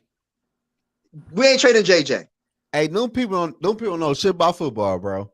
Cause why would you trade a receiver? I just get off my chest, bro. Yeah, I think, but why would you trade a receiver? The best wide receiver. I'm saying, why would you trade a wide receiver like JJ who could help a rookie quarterback? It make no sense. No people don't know football. You see what Buffalo did? They gave Josh Allen a top wide receiver. You know why they saying that? So you know what they're saying? They saying it as like, all right, we'll trade Justin for 3 first-round picks so we can move up in the draft. But then you don't have no wide receiver. That's what I'm saying. But then who you gonna go to? Man, shit. I don't know. I don't think anybody's gonna do it. But I'm just saying that's what I'm hearing. A lot of people keep saying that. We're not trading Justin Jefferson, man. We're not trading Justin. I won't respond to them people. They don't know football. Like y'all just talking, bro. And yes, I'm from Pennsylvania and I'm a Minnesota Viking fan. I want to get that off my chest. I'm from PA and I'm a diehard Minnesota Viking fan. Everybody keep asking, how you from Pennsylvania? Yo, bro. You should have picked the Eagles, bro. You fucked up. Hell no. No, bro. You fucked up. Randy Moss made me a Viking fan. At least I got an excuse. I'm from Detroit. I'm just damn sure to pick the Lions over the Vikings. Hey, Mike tripping. You picked the wrong damn football team. Hey, hold on, Zoe. You got to slow your roll just a little bit. First of all, the Eagles haven't won since that year they beat us. They haven't. If I was going to be a football team, I should have been a Pittsburgh Steelers fan. They got 6 Super Bowls. I should have been a Pittsburgh Steelers fan. You right. I'm not being no damn Eagles fan. Oh, my bad. You right. I can't stand them. I can't stand the fan base. I can't stand them. You're right. I'll pick the Steelers over the damn Eagles. You picked Randy Moss. You picked the heartbroken fan base to follow, bro. Like me, I'm from Detroit, bro. I'm from But it's gonna make it all worth it. It's gonna make it all worth it because when we win our first Super Bowl, I don't care how many Super Bowls the Steelers got or the Eagles got or whatever team got. It's gonna be worth more than every Super Bowl. It's gonna be worth more than all their Super Bowls put together, man. Skull, baby. You know the vibe, baby. Skull. The Vikings, though, man. just gotta find a quarterback. That's all we missing is a quarterback, man. That's so the here only you thing. go. Tinfoil hat time real quick. Talk to me. If JJ wants a dollar amount that is just beyond even the best receiver in the NFL, right? You give it to him. Okay. Someone will give it to him, right? No, the Will it be Vikings. the Vikings? Tinfoil hat time. If you know that he's asking for money that you're blinking at ever so slightly, what do you draft in the first round in 2023? No, you got to draft. You draft a receiver, right? No, you got to sign JJ. You got to sign JJ. Addison, right? So now you got to sign JJ. Have a year to learn the game. I agree, but you have Addison with a year to learn the game, and if Arizona ends up with that number 1 pick and they have Kyler Murray, you think you would trade JJ for the number 1 overall pick and get your Caleb Williams, who would be paired up with his former wide receiver, Addison? No. Hold on, David. Hold on, David. Did you just say what I think you just said? No, you got to check. Hey, David, you got to sign JJ. Whoa. Look what he do. Did he just say that? Oh man, that's a good. I like that. You got to sign. You got to sign. You got to sign JJ, no matter what. I get it. But hey, look who he playing with. I'm going for the Caleb trade. I'm going for that. There you go. See, I love JJ. Okay. Caleb. Right. Okay. I'm going for Caleb, bro. Now that you just threw that little wrinkle in, let's say we get Caleb in the first. Who in the second, or who is the next top ranked wide receiver in college football right now? Malik from Ohio State. Malik Neighbors from LSU. He's a beast. What's his name? He's a beast. And let me throw this at you too. How much money would we have next year to get, I don't know, the top pass rushing free agent? We could probably pull that off with Caleb Williams at number 1 overall. Hold on, Yogi. I think we're gonna have a pile. Hold on, Yogi. Hold on, Mike. Hold on. Wait. Is Micah Parsons a free agent? Done. Hold on. Wait. Talk that talk. David. So you telling me? Just throwing it out there, man. But look though. So you telling me, as a Minnesota Viking fan, you rather trade Justin Jefferson? Woo, that's a tough one right there, though. Hey, big shout out to Dante is in the building. Hold on, Mike. We'd have paid Kirk Cousins bum-ass all the top-notch money for the past 4 years, and he was never the top 3 quarterback in his position. But you rather trade a top 1 or 2 wide receiver in his position to get more draft picks? I'm not saying whether you should, even though I kind of said it. You could have Caleb Williams as your quarterback. I look at it like this. I want JJ. In the free JJ can play. Who the hell knows what Caleb Williams going to do in the NFL? Hey, that's a good point. But the most important position is a quarterback. But I understand the mystery of not knowing how good Caleb is going to be. JJ. We know he's a wide receiver compared to this game ain't meant for the safe. And so far, Kwesi is real safe. And I don't like what I'm seeing. He don't want to take no risk. JJ, big ball hanging moves out there. Hold on 1 second. I got to go. Y'all can talk though. Hold on 1 second. If I am playing a money ball game, I am going to spend my money on 2 defensive outside edge pass rushers, 2 offensive tackles, which we already have, by the way, and 1 receiver maybe, and either a quarterback or you turn that quarterback into a disposable position as well by revamping the philosophy to full RPO. That's what Tebow revealed to me. When Tebow was out there winning, he was throwing for quality, not quantity. You know, when you throw 30, 40 passes, there's an adage out there that says only 3 things can happen when you throw the ball, and 2 of them are bad. So if you throw that many times like Josh Allen does, you're going to get the pickoff. You're going to get the turnover. You're going to get the incomplete pass, right? It's a matter of time. Tebow, his dumbass would go 9 for 20. Pass. But 3 of his 9 completions would be touchdowns because there was no one covering the guy because they were all scared to death of Tebow running for 8 yards at a pop. No one wanted to tackle a 260-pound fucking running back. And that's a good point, David. I like what you just said. Our next quarterback, I'm not saying for him to be Lamar Jackson, right? I'm not saying he has to be on that level, but he has to be a dual threat. It can't be one of these. And Kirk Cousins, actually, I feel like he can be more of a dual threat. He's not the slowest quarterback. He can actually run. I've seen him run for a touchdown last season, if I'm not mistaken. But we need a dual threat quarterback. We can't have a pocket, the old school Tom Brady, Peyton Manning pocket passer. You know what I mean? We need that dual threat, and that's what the trend is. The dual threat quarterback is running the NFL right now. Patrick, every good quarterback, the top 3, 4 quarterbacks are all dual threats. Yep. We cannot have a one-dimensional quarterback, and we have to have. I want a quarterback with good leadership ability, man. I don't want a Kirk Cousins mentality. I mean, I know last season he 13-4, whatever, but he seems like.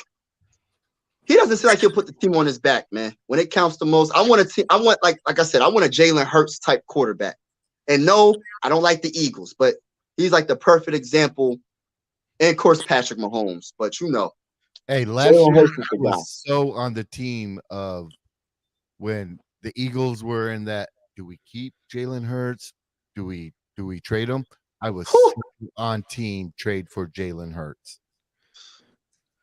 You got to build an offense around him, you know. That's what makes Denny Green so great, to come full circle, you know. Denny Green would see what his best players could do, and he would build an offense around that. You know, there was a story where Brian Billick, one of the best offensive coordinators and won a Super Bowl with the Ravens, right, as a head coach, was trying to teach Moss how to run his offense. And Denny walked by and said, "Hey, what was that last play we ran where Moss caught that 50-yard touchdown?" He said, "Well, it was a Z right, but you didn't run it right." He said, "Do more of those," and then walked away. And which Moss, and again, just with JJ, I'm not a hater. I like JJ, but no. Don't do it. Don't do it, David. Don't do it. He is. Okay. I was about to say. Okay, and we traded Randy Moss. I agree. For a 4'9", one-eyed, blind guy who couldn't catch a freaking football. Randy Moss made me into a Viking fan. So, you know what I mean? If it wasn't for Randy Moss, I'd probably be a damn on Steelers fan or something. Yeah, those were some good years. I used to stand up and cheer with both hands in the air when the quarterback was starting to do the heave-ho move before he even threw it. You knew he was about to put everything into it. And when he was putting everything into it, it was going to Moss because he was 80 yards downfield or whatever the hell, slowing down for the ball, no less, catching it, chucking the guy, making him look like a third grader and scoring the touchdown. It was the damnedest thing I ever seen in my life, man. That guy was a treasure. Yeah, he was amazing, man. And you know what's funny? Like, I remember the game. It was a wild card game against the Eagles, and we lost. I mean, the Vikings lost. And I said to my home, I said, who is this 84 guy? Like, he's catching everything, making it look easy, putting his hand up, catching one-handed touchdowns. I said, who is this guy? And I said, oh, that's Randy Moss. I said, I'm a Viking fan from that day forward. I said, I'm purple all day, man. One of the best, in my opinion, the best wide receiver in NFL history. I don't care what nobody says. I put him above Jerry Rice. I put him above everybody. I don't care what nobody says. And give Randy Moss a consistent quarterback like Jerry Rice. Give Randy Moss a Tom Brady his whole career. Give Randy Moss any of these great quarterbacks and see what Randy Moss does. If he put up the numbers with scrubs, besides Colbert wasn't a scrub, but he wasn't Tom Brady. He wasn't Tom Brady or any of these. You know I think the most TDs Brady ever threw before Moss was 26 or 28. And when Moss showed up, he threw 50.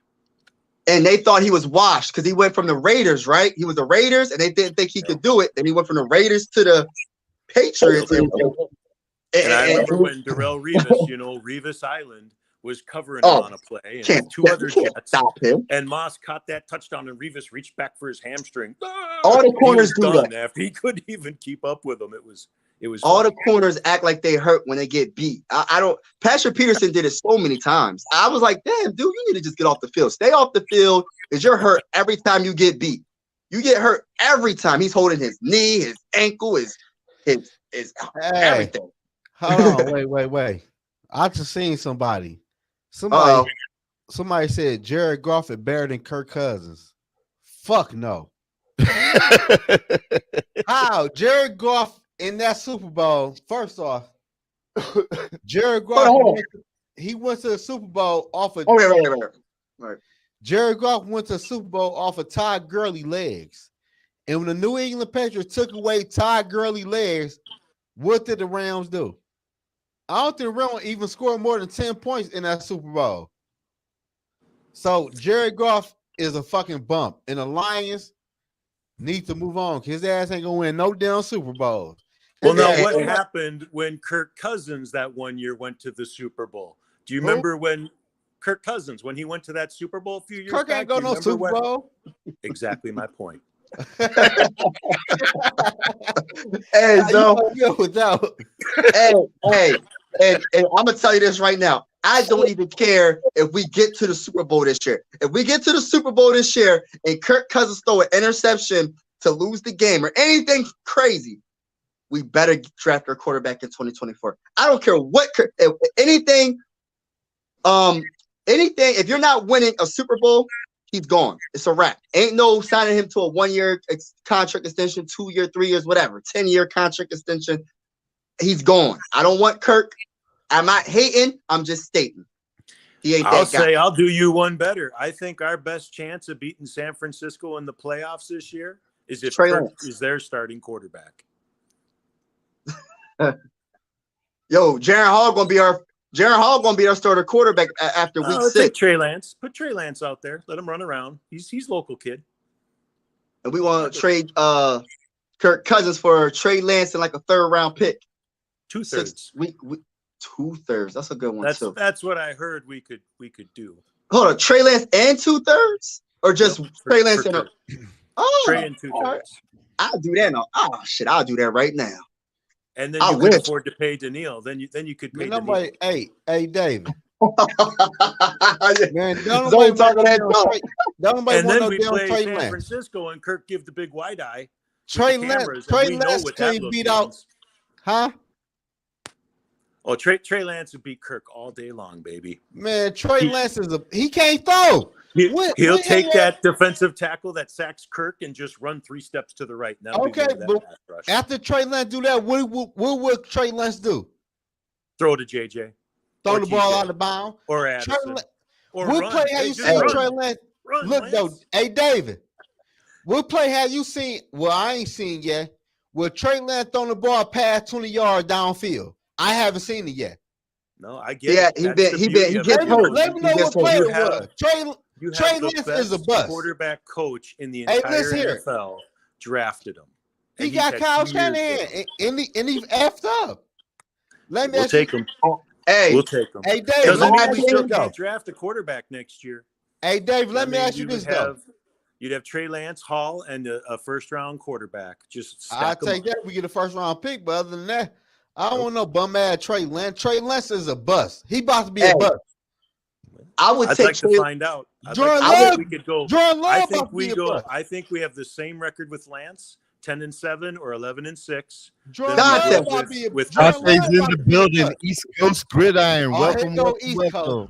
What's happening? Here he go. What's up? How you feeling tonight? I'm choosing Trey Lance over Kirk Cousins right now. Hell no, Trey Lance can't throw the football. That's all right. Hey, since I got my boy Dante on real quick, he can hold it down. He a bum. I'll be back. I'm telling you, it's not that I need to know what Trey Lance can or can't do. It's I know what Kirk can do. And if I'm playing San Fran in the playoffs and Kirk is their quarterback, I'm feeling pretty good about that game. Period. What Trey Lance gonna do? He don't throw the ball past 15 yards. I think I have a feeling he'd be just fine. I do. So you think Minnesota? He hasn't had you can't say he's a bust yet. How? He hasn't had He's played like 2 he's games. been hurt. Hey, David. One was in a freaking tornado. Hey, David. Yep. Did you see that not the Cowboys game. Did you see that Bears game against that the worst Hurricane defense? game? Yeah, the Hurricane game. I know. I'm gonna chalk that up. That is what it is. Man, You know, Trey Lance I could point to a lot of Kirk Cousins games. With the Kirk big eyes. Hey, Zoe, are you sticking up for Kirk Cousins right now? He better than Trey Lance. Trey Lance, I'm gonna keep it real. Trey Lance is a bust. Hey, bro. We can say Trey Lance is a bust, but we need to change up like a new scenery at quarterback. We need a new scenery at quarterback. Trey Lance is I a would bust. take Trey Lance all day. I would. Because wait. Quasi I got something and for his all of y'all, margins though. and his stock market shit. You get a free look at Lance for a year or two before you even have to decide to pay him. And you can still David, draft I got something for you though, David. Dante, what do you think about Kirk Cousins versus Trey Lance? He know quarterbacks. He gonna roll with me. What'd you say, Dante? It's not even a question. I'm taking Kirk Cousins. Dante, my guy. I know. Yeah, I get it. I'm looking at the upside. I'm looking at the upside. If you're gonna face San Francisco, ain't no upside. What upside with Trey Lance? Ain't no upside with Trey Lance. Like what upside? He can run. If you're facing San Fran, what quarterback you have the best chance of beating? No, with Trey Lance, he can't throw the ball, and he not gonna jump the field when he run the ball. I'd rather face Kirk. I just think it's a. How many seasons has he been in the league? A damn good team. Trey Lance has been in two. Two. And he's been hurt both seasons, right? He's been hurt. He hasn't played a full season. He hasn't played a full season. It don't matter. He's played like 2 games. In college, how many games he played in college football? Not a lot. I think he played one full season. Yeah, he played one full season purely on talent, the arm in the running. I think I've seen enough of Kirk Cousins that I'm willing to gamble with Trey Lance. And then hold on. Let me finish this real quick. And what happens if Lance does well? We end up with the number one overall. Hey, this is a bust. Boom. Let me finish this real quick. So say Trey Lance is a bust. They say we trade Kirk Cousins. That works out for us in a way too, because then we have a higher pick. There you go. So I'm not saying to suck on purpose, but at least we'll have a higher pick. So it can work out as all right.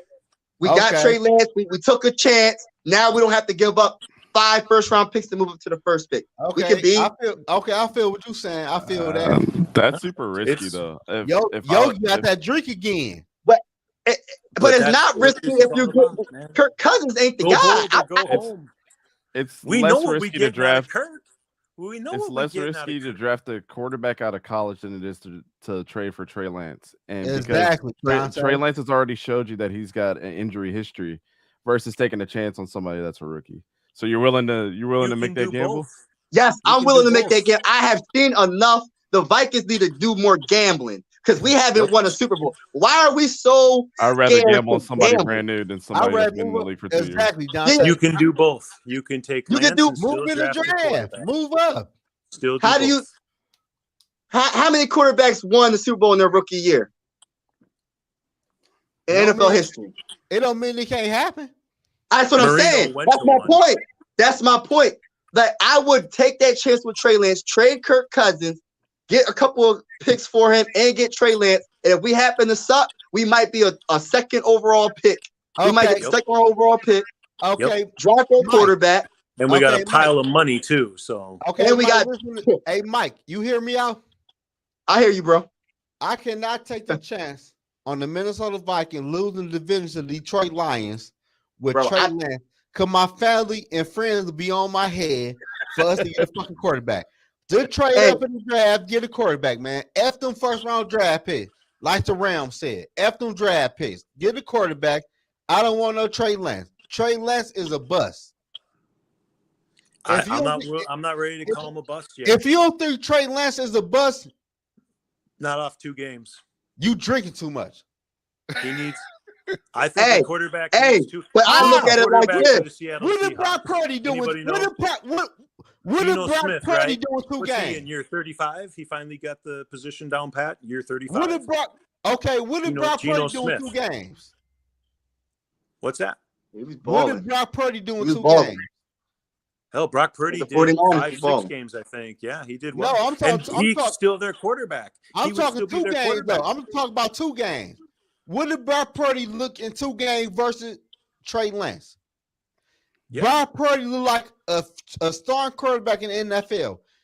And Trey Lance, I get it's a good trade for both teams because they can still have Purdy, let him mend another year because a UCL injury is a 2-year injury. It's not a 1-year injury. I don't know what kind of surgery they did to the guy, but they could just rent Cousins, who will only cost them $10 million this year because we deferred all that money. Dante, speak on Matt Corral for me because.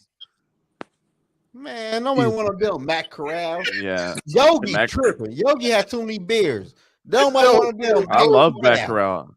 I think Matt Corral's like I'll throw another one better than Trey Lance. Anybody better. Trey Lance is a bust. I don't care what round he was drafted in. He shouldn't be drafted in the first round. He ain't played no games in college. You know what's crazy? I know it's the money situation with when it came to what's his name, Lamar Jackson. I wish we would have tried to take a chance on Lamar Jackson, man. Like, he's only 26 years old. I don't know. I'll sacrifice 3 first-round picks. Go. They were going to whatever offer that came to on the table. I understand that, but just it would have made me happy as a Viking fan if they would have just been like, "Yo, we'll do that." That means that they're going to take some chances. The Vikings never take chances. You know, Mike, you could also be putting KOC to work right away, working on. I want to hear about the Matt Corral quarterback. 2024 draft. Oh, the Matt Corral. Yeah. Let's hear about the Matt Corral quarterback. I don't agree with that. Who ain't never played in the NFL. Talk that talk, Dante. Talk that talk, bro. Oh, let me get into Matt Corral. All ears, baby. All ears, man. Matt Corral's awesome. I mean, everything that he did in college defeated the odds. You can't really say that he had any weapons at Ole Miss at all. Okay. That's a good point. Went into the more impressive thing about him in college is the game against Alabama. He did not lose Ole Miss that game. He did not turn the ball over during Alabama. This is when Alabama had a juggernaut of a team as well. He was the best quarterback in college to me. He was the best quarterback that I scouted since Andrew Luck. Stop it. Stop it. Oh, I like this. Yes. Oh, this is great. I love it, man. Go out there and throw your flag out there, man. I love it. Well, I said Shadur Sanders is the best quarterback in next year's draft. He might be. I was on the fence of saying Shadur Sanders should have been in the Heisman voting this year, and he wasn't. Or last year.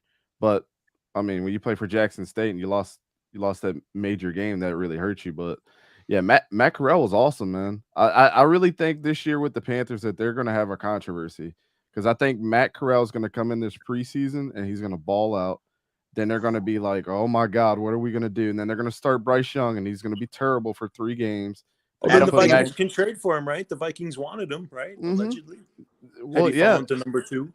And the Panthers had him on the trade block or was receiving offers for him, too. So I think after the 3 games that he's going to show this year and in this season, because I think he's going to come in for a couple games and start, the Panthers are going to be like, oh, shit, the fuck did we do?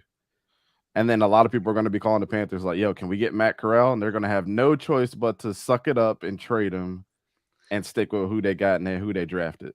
So, Dante. Mm-hmm. So you think Matt Corral right now is better than Bryce Young? Oh, man, don't say that. That's difficult to say. That's difficult. Way more than him.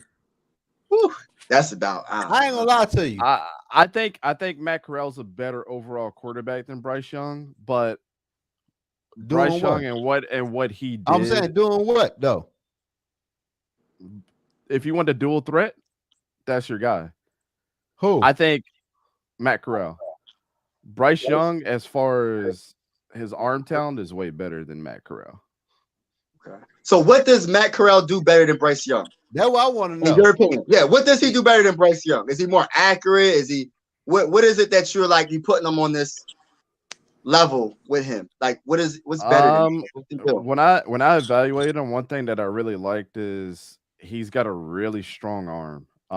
He can thread the needle like anywhere. Like if you're talking about 25 yards plus down the field, you're not going to have a problem with him putting it right in the breadbasket or that ball being short. Yogi, you've seen a couple of that too. I mean, he's really good at the deep ball, and I think with what you guys got and how JJ works, being a really good downfield threat, and Jordan Addison is the same way.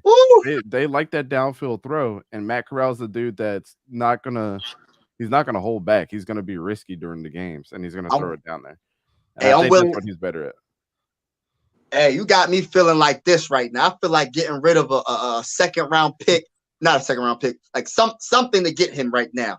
I want to gamble because I don't want to see Kirk Cousins throw another pass. I'm sorry, I don't want to see it. I think I'm done with Kirk, and I'm not trying to hate on Kirk, but I just think I'm just over it because I have 1 foot in, 1 foot out because he always disappoints me when it matters the most, and I'm tired of it, man. So Matt Corral, I'm willing to take a chance. I'm willing to take a chance on anybody at this point. Not anybody, but you know what I'm saying. Well, the other thing that you're going to get from Matt Corral, and I can also say the same thing about Bryce Young, and this is what impressed me so much last year with him, is he did more with less last year than what he did with us in his Heisman year.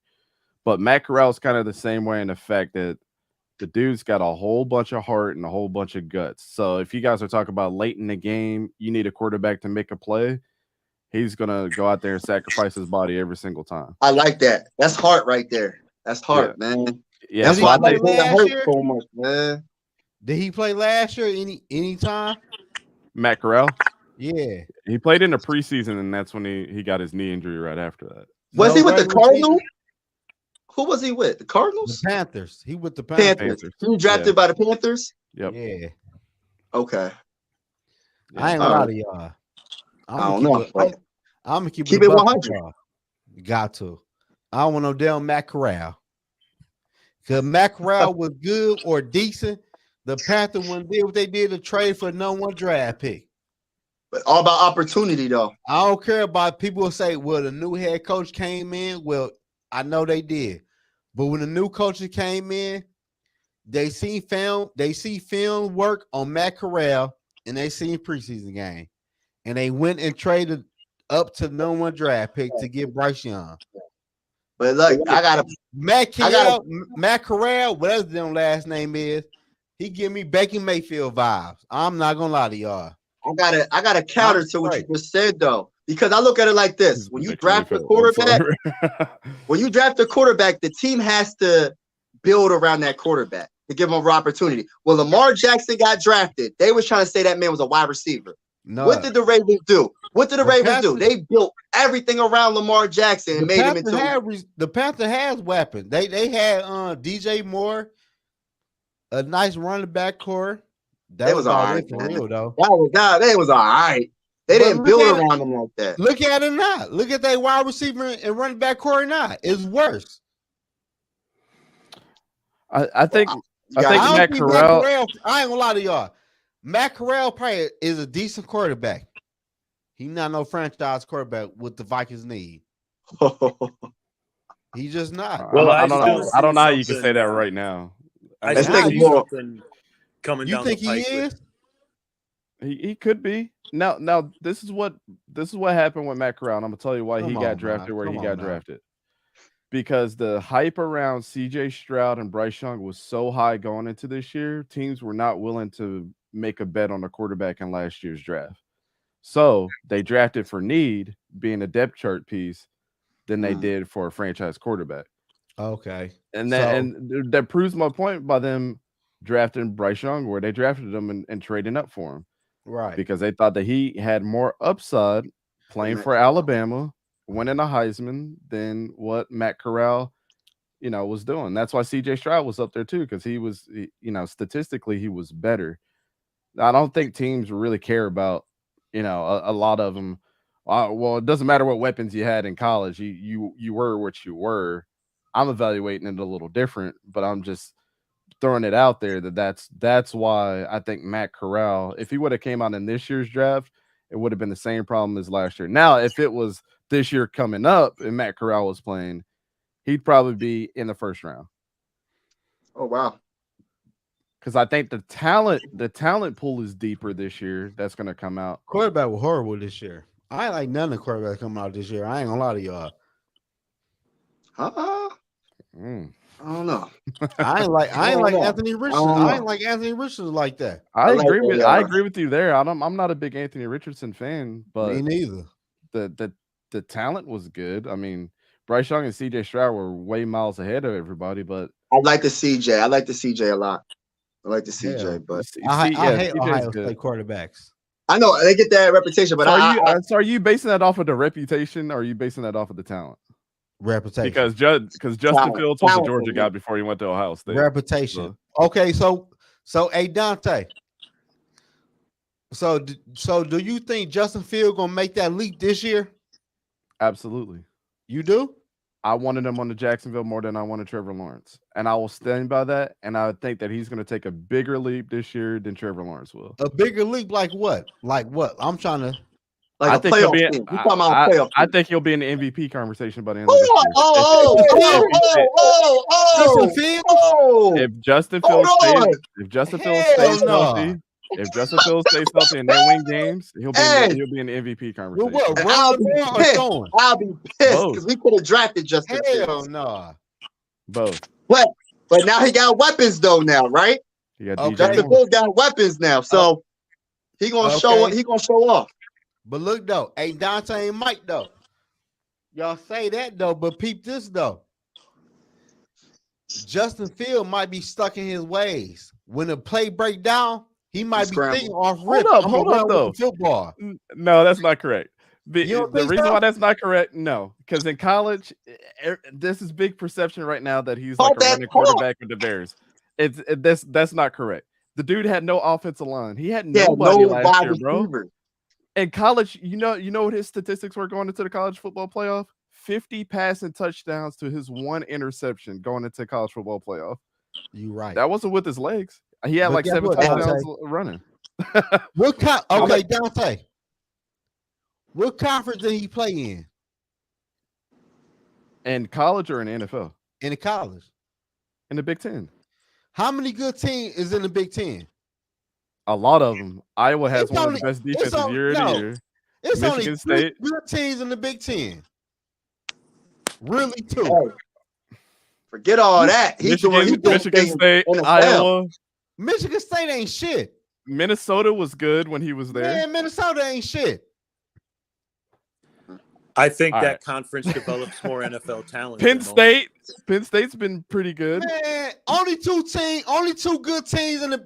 Who won the Big Ten in the last 10 years? I'm gonna ask y'all that. Ohio State's had the most championships. Ohio State. After Ohio State, who won after Ohio State? You got their Penn State and Michigan in there. Penn State ain't win shit. When last time Penn State won the Big Ten? Like 3 years. Hey, man, when we talking about Penn State, man, Pennsylvania all day, baby. Wait. Hold on, Mike. Yeah. Penn State won the Big Ten 3 years ago. They won the Big Ten like 3 or 4 years ago. What year was this?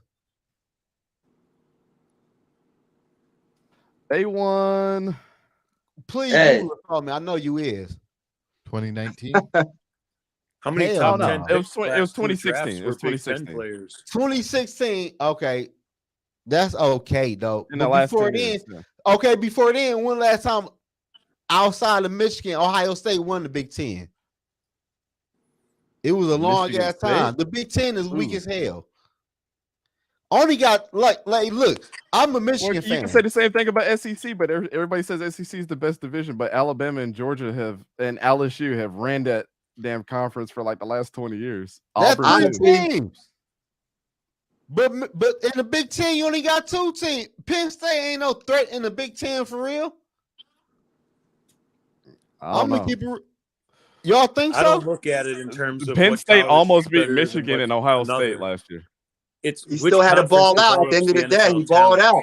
Man. And the only reason that they didn't win against Michigan and Ohio State is because Sean Clifford threw like 4 picks in each game. They got a better quarterback this year. Hey, Yogi. Yeah. I'm going to tell you right now. Michigan win the Big Ten right now after today. Michigan win the Big Ten. And I don't know who Penn State got or I don't know who the rest of the other teams got. Michigan will win the Big Ten this year. Because that's how weak the Big Ten is. JJ McCarthy? Huh? With JJ McCarthy as a quarterback? Yeah, they will win the Big Ten. Penn State's got Drew Allard, who's awesome. I don't care who Penn State got. Nick Singleton, one of the best running backs in the country. Hey, yo, you hear me? You hear what Dante talking, and you hear what I'm talking. Penn State Dante defense was talking really about good last individual players good. I'm talking about team. Penn State will not win the Big Ten this year. It's gonna be Ohio State or Michigan, and I'm rolling with Michigan. Justin Fields, who's the best quarterback in our division right now? Kirk Cousins. I would say I would put Jared Goff in that category right now. What had Jared Goff done? Jared Goff's last two seasons I have been really damn good. I like and I'm a Jared Goff. I'm a Jared Goff hater. Dante, but what had Jared Goff done though, Dante? Jared Goff ain't better than Kirk Cousins. He's been to several. He's been to several playoffs, and he's been in a Super Bowl. He been to Super Bowl all the time. Had you forgot Todd Gurley? Then I won the rushing title when he went to Super Bowl. And what happened when New England shut down the running game? The Rams could not score a damn touchdown. It's a team sport. So I'm saying the team sport. You're right. But what happened when you shut down the shit that got you to the Super Bowl? The run game. Todd Gurley ain't do shit in that Super Bowl, and the Rams ain't do shit. And they had Cooper Kupp ain't do shit. I got in the Rams. Hold on, Mike. And the Rams traded for Matthew Stafford, for Jared Goff, and gave Detroit a first-round draft pick and won a Super Bowl the same year. Jared Goff ain't shit. Yeah, I predicted that they would win that year, and they did. Because Jared Goff ain't shit. I got Kirk. Then I got Jared Goff. Fields. I got Fields. No, Jared Goff. Jordan Love. Fields ain't show shit yet. Watch. He got weapons now, bro. He gonna ball out. I think it's close between Kurt and Jared, but I got Kurt number 1, Jared number 2, Justin Fields number 3, and Jordan Love is. I don't even think he'll be the damn starting quarterback. Jared Goff is overrated. I don't think Jared Goff is going to do the same thing he did last year. I think he's going to fold. He's not going to do as good. I believe his luck is running out too. I do, but I have to respect what he's done. Good. Hey, Mike, you don't think Love's going to be the starting quarterback for the Packers? Love? Oh shit! Yeah, Love is going to be the starter. He's going to be the fourth best. I think he's going to be dog shit. I don't know why people are so high on him. At Utah State, so let's dog shit. Let's assume Arizona is probably going to have the number 1 pick next year. Okay, and if we're not going to trade JJ for number 1, right? No. What are we going to? What would you give up for Kyler Murray? Who grew up we not trading. Hey, David. We're not trading the best wide receiver in the NFL, man, for the number 1 draft pick. We already went down the JJ road, and we're not doing that, David. It was just I agree. We won't. Quasi ain't got the balls to do it. That's how I know we ain't gonna do it. Arizona's not gonna give up Kyler either. If the Cardinals have the number 1 pick, do they draft Caleb or do they keep Kyler? Because I don't think they're gonna keep Kyler. Gonna want Kyler. They trade that pick. Who the fuck gonna trade for Kyler Murray with that contract? I think we could get him for a 2nd-round pick because nobody wants him. Kyler Murray. Who? I don't think Kyler's going to be that terrible this year. The Minnesota Vikings? Yeah. We could get Kyler for a 2nd-round pick. Why not? David, you better than Kirk Cousins. At first. Now you tripping. Hey, Dante. What's wrong with Kyle, though? What's wrong with Kyle? Break it down to me, Zoe. Kyler is a Viking fan. He could throw to JJ. Kyler is a bum. Hey. I don't know if he's a bum. I don't know about that's strong words. Kyler Kingsbury was also his coach, and he was ass. Hey, Dante. Hey, Dante. Yep. Right now in the NFL, at what you seen, I ain't talking about college, none of that. Who's a better quarterback, Kirk Cousins or Kyler Murray? Kyler. Hell no. A better quarterback? Yeah. Overall, a better quarterback who can play. Kirk Cousins is a better quarterback. Yeah. Kyler. Dude's like top 5 every year in every statistical category, and people are talking about that this dude is a terrible quarterback. That is outrageous. Yeah, he's not a bad quarterback. He just can't get y'all over the hump, so you want to get rid of him. That's the deal. It's buyer's remorse. He can't get you over the hump of what he does. I don't want no Kyler Murray. I ain't gonna lie to you. I don't know what David talking. Why do y'all always look past the fact that your defense is terrible? I do not want our defense was terrible though, but we had a chance to beat the Giants though. When you go 2 quarters without scoring every week, yeah, your defense is going to be pretty bad. No doubt about it. We went second and third quarter without scoring every goddamn week. We'd score on the first drive, maybe get a field goal on the second, and then 2 quarters later, it'd be 10-0, 10-7, 10-20, 10-24. Then fourth quarter we come back and win by 3. You know what? What about them 2 quarters of doing nothing? Okay, okay, you right about that. But look though, when it came down to when we down by 2 with 2:30 left on the clock, we got a chance to win the football game with 3 timeouts. 4th and 8. Exactly. It don't matter. It don't matter. It really don't matter at that point. And that's why Kyler is in a situation where he is in one of the worst Murray is the fucking bum. Football. I want our franchise quarterback. I don't want nobody else. Kyler Murray is the bum, David. Right? I want our quarterback in the draft. I don't want Kyle. I don't want nobody. Quarterback. Let's get our quarterback. Kyler and draft a quarterback. Y'all think that when you pick a quarterback like Lance or whoever, that you're married to the guy. Now, Kyler, maybe you're more married to the contract, but with Lance, no you money. can still draft a quarterback. We pay him more than Kirk Cousins. I want that quarterback who works to Kirk Cousins. With a young quarterback as soon as possible, as often as possible. KOC is my quarterback. KOC is my quarterback. Hey, I need a quarterback who can avoid a defensive tackle. That's first and foremost. Man, can you avoid a defensive tackle? Hey, David. Yep. I ain't gonna lie. You've been talking that shit. You've been talking your football. But Kyler Murray is a broke man, Cam Newton. When a play break down, he gonna throw the ball out of bounds or throw the ball short. He ain't gonna make no play. We seen that. I don't want Kyle. I don't want Kyle. He's higher than Kirk Cousins. And I don't want to pay no Kyler Murray no $40 million a year. I don't know. Him hold on. 35 touchdowns a year. Dante, you think Kyle Murray is a better quarterback than Kirk Cousins? Hell no, he ain't. No. Dante, is that what you said? Not a pure quarterback, but he does have a higher completion percentage than Kirk Cousins. You guys understand that, right? Is he better than Kirk Cousins? He checked down all the time. He's better. He checked down more than Kirk Cousins. Statistically, he's not better than Kirk. Let him have Justin. Hey, let him have Justin. When you're on a better team, he can't you're going to statistically be better. But when you watch, he ain't better than Justin. He's a better football. No, I'm saying no. Kirk is. Kyler Murray ain't do shit with DeAndre Hopkins. He did find Hopkins. What's Kyler Murray do with since he? I don't know. He's out there with JJ. Stop the cat, bro. Stop the cat. He ain't better than JJ. On a team yet? No, I'm not saying he better though, but he a top wide receiver. I'm saying, what did he do with DeAndre Hopkins? He ain't do shit did a with lot him. because as soon as remember when they went like 11-0, as soon as DeAndre Hopkins got hurt, they never went 11-0. How old is Kyle? He's still in his like 25? 26. He's young. 25 years 27. That's good. And he's he runs. Hey, look. The guy runs back there too.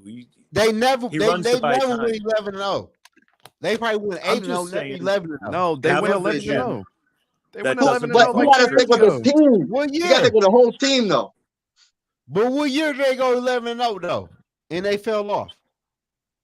I can get a number 1 overall pick for nothing. Or I can get a number 3 overall pick for nothing. And I can still draft a quarterback. I don't want Kirk Cousins anymore. I'm tired of I'll be right back. The shit where he just gets sacked and throws the check down. You know, I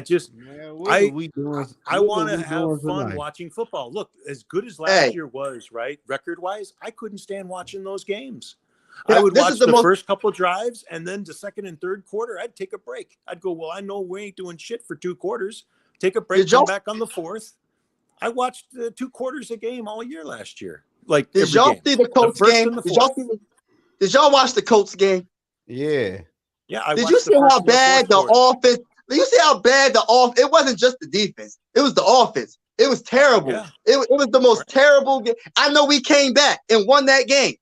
But it was against the damn Colts, man. It was against the Colts. We was down 31-0. Was it 31-0 first half? Terrible. It was bad.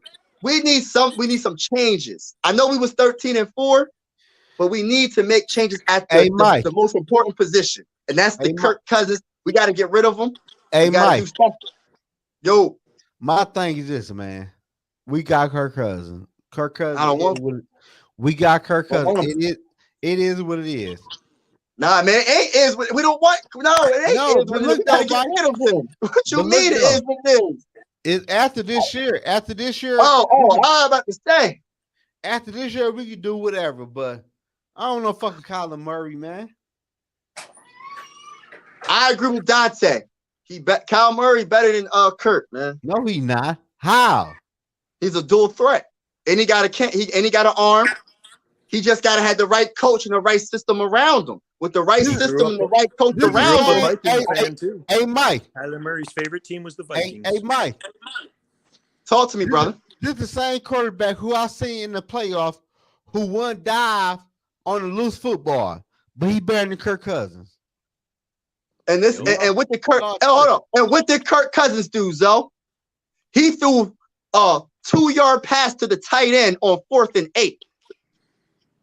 I'm just saying, bro. They both sucked in the playoffs, but I'd rather have a young, up and coming quarterback than a quarterback that's 35 years old that he puts up numbers in the regular season, but when it counts the most, we all know Kirk is going to fold under pressure. And you know what Kirk said after that 4th and 2 play?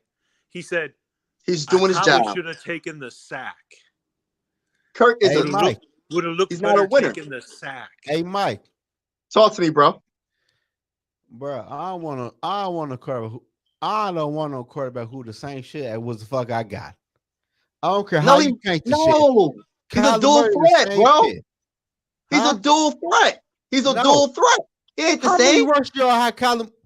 Come on. I don't know. I don't know off the top of my head, but I know he's a dual threat. I'm just saying, off the top of my head, I don't get that from Kyler Murray. He don't run the ball like that. Kyler Murray is a fucking bum. He's got some issues. He was scared to run the ball. But he was scared to run the fucking football in the playoffs. Let Kevin O'Connell have Kyle Murray. It don't matter. If you scared to run the football, it don't matter who the quarterback is. If you don't want to run the football,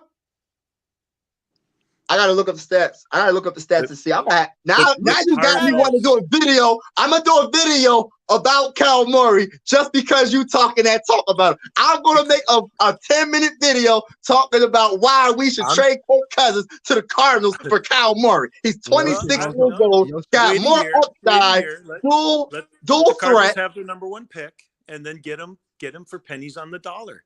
Pennies on the dollar. I do that.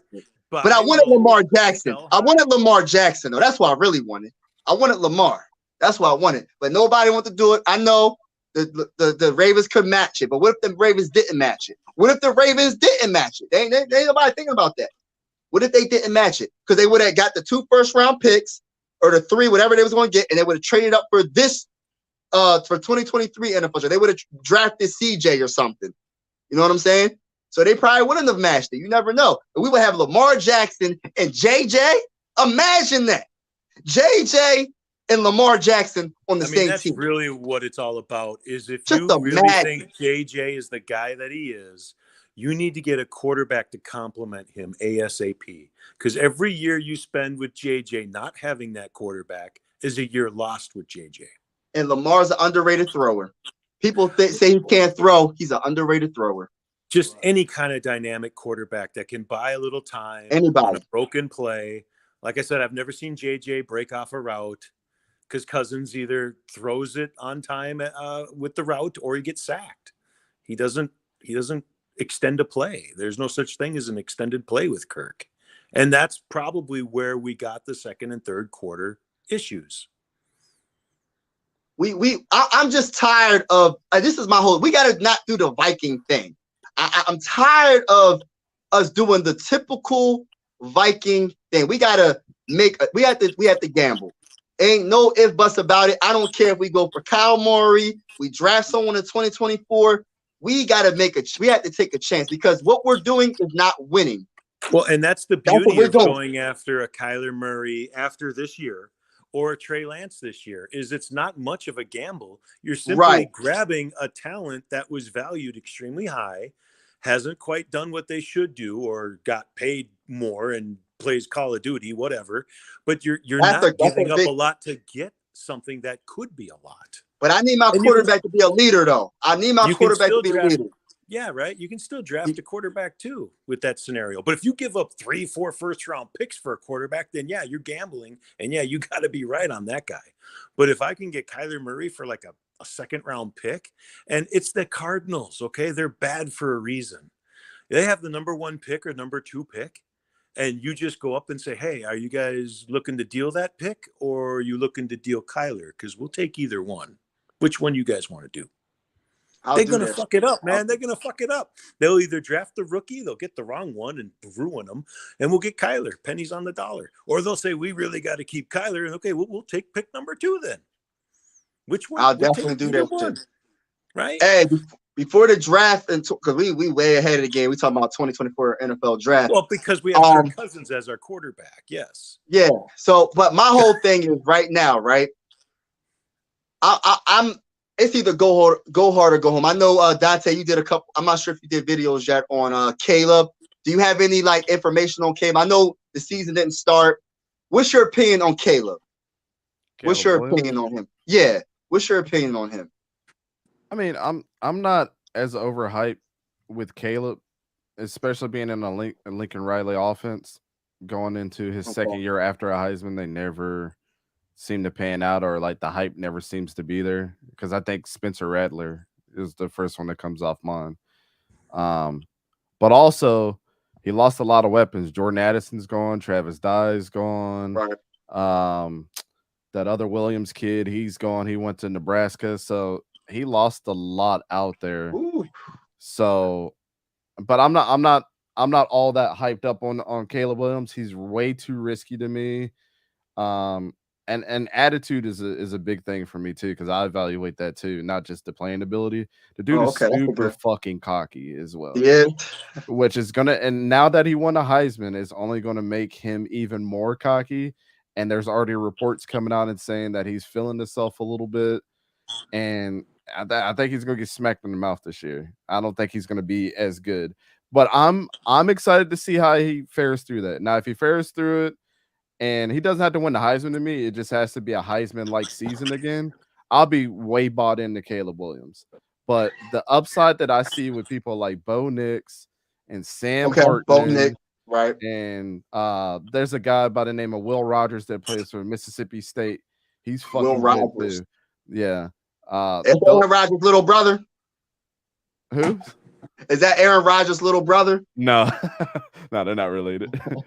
But yeah, those three are the ones that come to mind when I see like immense talent that is not going to show up on the stat sheet because of the teams that they're on. But Bo Nix has got like, I forget that kid's name. I like him. Bo Nix is awesome. Like, I mean, all of us have pretty much everybody part of ECG has him as the Heisman winner this year. But I'm really high on Sam Hartman too. Like, I almost wanted to switch my Heisman winner to him. He transferred from Wake Forest, and now he's with Notre Dame. Had the starting quarterback there pretty much transfer out because I think he's scared of his talent. And Sam Hartman's like number 18 all time in touchdown passes, like in the history of college football. So I think he's gonna ball the fuck out this year. I have 2 more questions, Dante. So when you see you're on mute, Yogi. Jalen Hurts, right? Mm-hmm. What did you think of Jalen Hurts in college? And then my second question is there a potential Jalen Hurts in this 2024 draft that you can kind of see, maybe, possibility? That would draft. I love Jalen Hurts ever since high school. Man. Okay. I've always been a huge fan of Jalen Hurts. Now, when that whole switch happened at Alabama between him and Tua was fucking incredible. Like, one of the best accurate throwers of the football that you would ever see. And his stats said that. Like, I'm really big on Tua still being in Miami. I just think that he got crunched up in the, those concussions are going to get to him. But when he transferred out to Oklahoma, I'll tell you what, that draft class, it was him, Justin Fields. Who ended up winning that year? Him, Justin Fields. Oh, Joe Burrow. And Chase Young was in that draft. Or in that Heisman. That was the best Heisman class of all time. Any one of them could have won it in any other year. That's how good their statistics were that year. But I was huge on Jalen Hurts. Like throughout the whole process. When he went to the Eagles, I was like, it's just a matter of time before this dude starts. And you know, even when Eagles fans are like, I don't know why we drafted him, blah, blah, blah, blah, blah, blah. I was like, hold on. That's going to be your future quarterback. And I was right about that. So, but to answer your question about in this class, I think Bo Nix is the best, like, Jalen Hurts type. Oof. We need to go for Bo Nix then, y'all. Forget it. I'm telling you, he's going to I like the hell out of people. Man. I was trying to tell Eagle fans about Jalen Hurts. They was like, I don't like Jalen Hurts. He's not accurate. I said, y'all just didn't watch him in Oklahoma. Y'all didn't watch him. Y'all Eagle fans don't know nothing. Because I'm from PA. He made every single throw at Oklahoma. I don't know what he needed to do. That's what I was trying to say. I was like, his leadership, he's a good quarterback.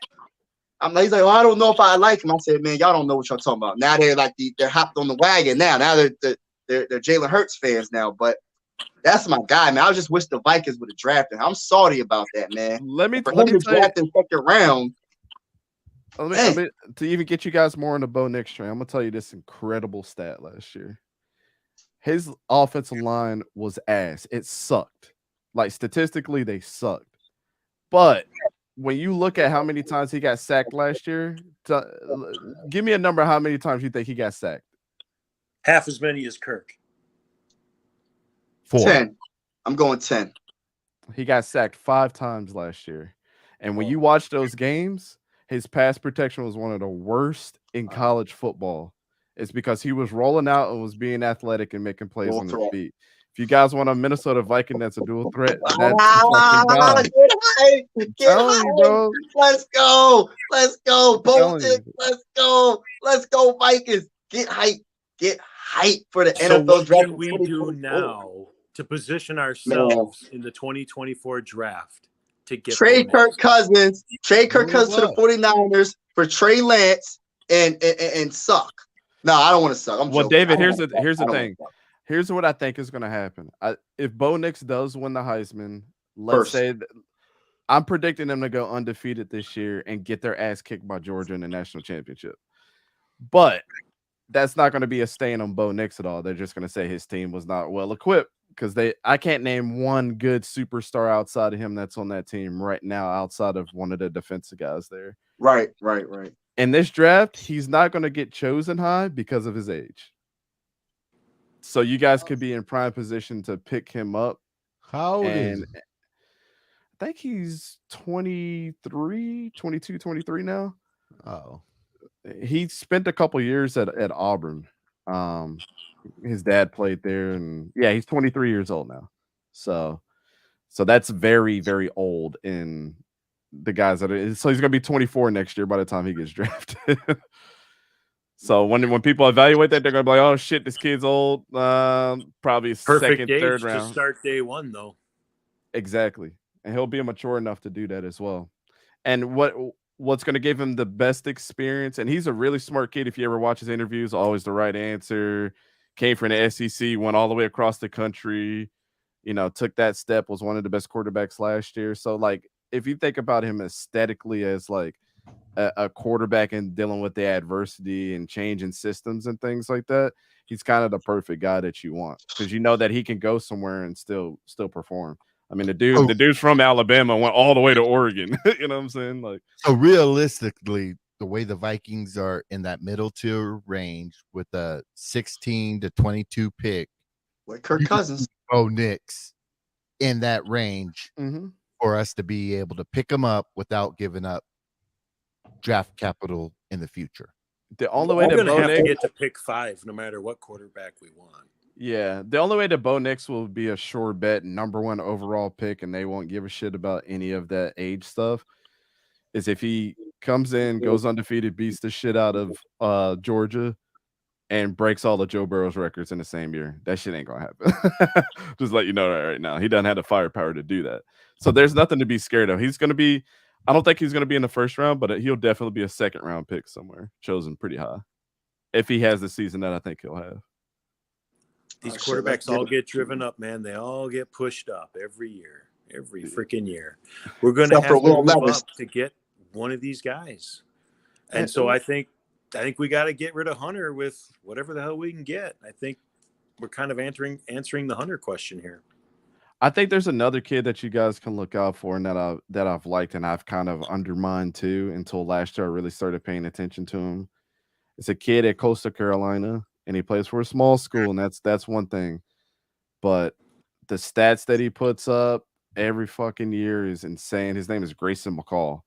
And if you want a kind of a dual threat kind of guy, kind of like a Bo Nix's like kind of quarterback, he's probably the guy that you could probably hone in on too. But I would start paying Grayson McCall. I'd start paying attention to him because he's incredible too. He just plays for Coastal Carolina. So, but they win like 10 to 11 games a year. They only lose like one game.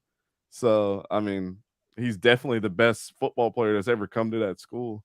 And then he entered a transfer portal this year too. So he was going to get a lot of big schools wanted him, and he decided to go back to Coastal Carolina. I don't know why. Yeah. But that shit was weird to me. If we're going to draft a quarterback next year and start him either right away or the following year, and we're going to have a pile of money next year, say we don't sign Hunter, we have a big pile of money. What is the top free agent defensive pass rusher that could be available next year? I bet we probably none of us have the answer, but it's a question worth looking into and wondering about, because I say you get the rookie quarterback and you get the top free agent pass rushing, edge rushing 3-4 guy. Micah Parsons. That ain't happening. Is he really going to be a free agent? Cowboys gonna lock his ass up for like 20 years. Here's your pile of money. Here you go. Yes, there you go. I'm gonna give you a name, and he's actually from my team, from the Jaguars. His name is Josh Allen. People are gonna be chopping for the bits because I think his contract is up next year. See, this is the kind of thinking I want Kwesi to do. I want him to think about, look, we can compete this year with or without Kirk. We can compete this year with or without Daniil. We can win the division. We can go 11-6 or 10-7 and win the first round or lose the first round. I don't know, but it's all going to end the same. So how do we get the pick we need to get the quarterback we want? And how do we get that pass rushing stud who's younger than Daniil and a better fit in a 3-4 defense? Those are the two tasks I challenge Kwesi to make happen in 2024. So looking to probably get Joey Bosa too. In a position for that. See if you guys could trade for Joey Bosa too, because he'd already be 3 years into his contract with the Chargers. So they'll be probably doing some contract talks right there. And I think he could play in any fucking system, to be honest with you. 3-4, 4-3, 3-3-5, like whatever you need. That he's your You don't guy. think the Chargers are going to want to keep him?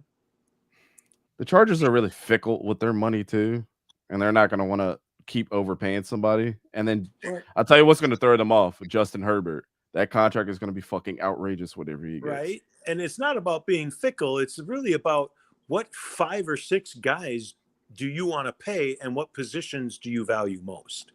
I think O-tackle is one, so Darisaw you're kept. I think wide receiver is another, so there you go. You do need a pass rusher on the outside. I agree. Pay whoever, but Daniil just isn't the right fit or the right age for where this team is heading. So we got to move on from that.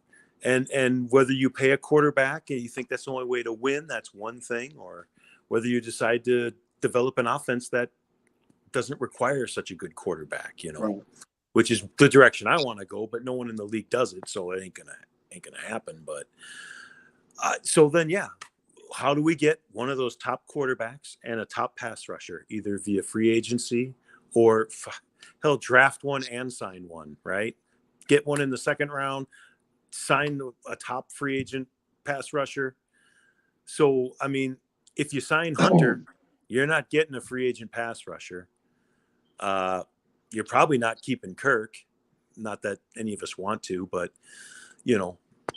I could live with Kirk one more year, maybe. But oh hell, I know. I feel bad even saying it. But you salty with that one, bro. Hey, and with that, we're gonna wrap it up. We've been on about 2.5 hours. I want to thank you, David, for jumping on. I want to thank Dante from East Coast Gridiron for jumping on. Zoe from In the Zoe podcast, and Mike Sports Vibes. Mike and Zoe, stay on the line. But yeah, thank you guys for hitting us up. We'll be back next Saturday. Hey Yogi, real quick. David, I'll give you another name to focus on this year for quarterback. He's young, and if Georgia does the shit that I think they're going to do this year, he might be the #1 overall quarterback that you guys can go after. His name is Carson Beck from Georgia. Watch what I say. Carson Beck. Carson Beck. Carson Beck. All right. Come on. Let's see what's up with him. Sounds good. All right, guys. Have a good night. See you guys. Boom, boom, boom.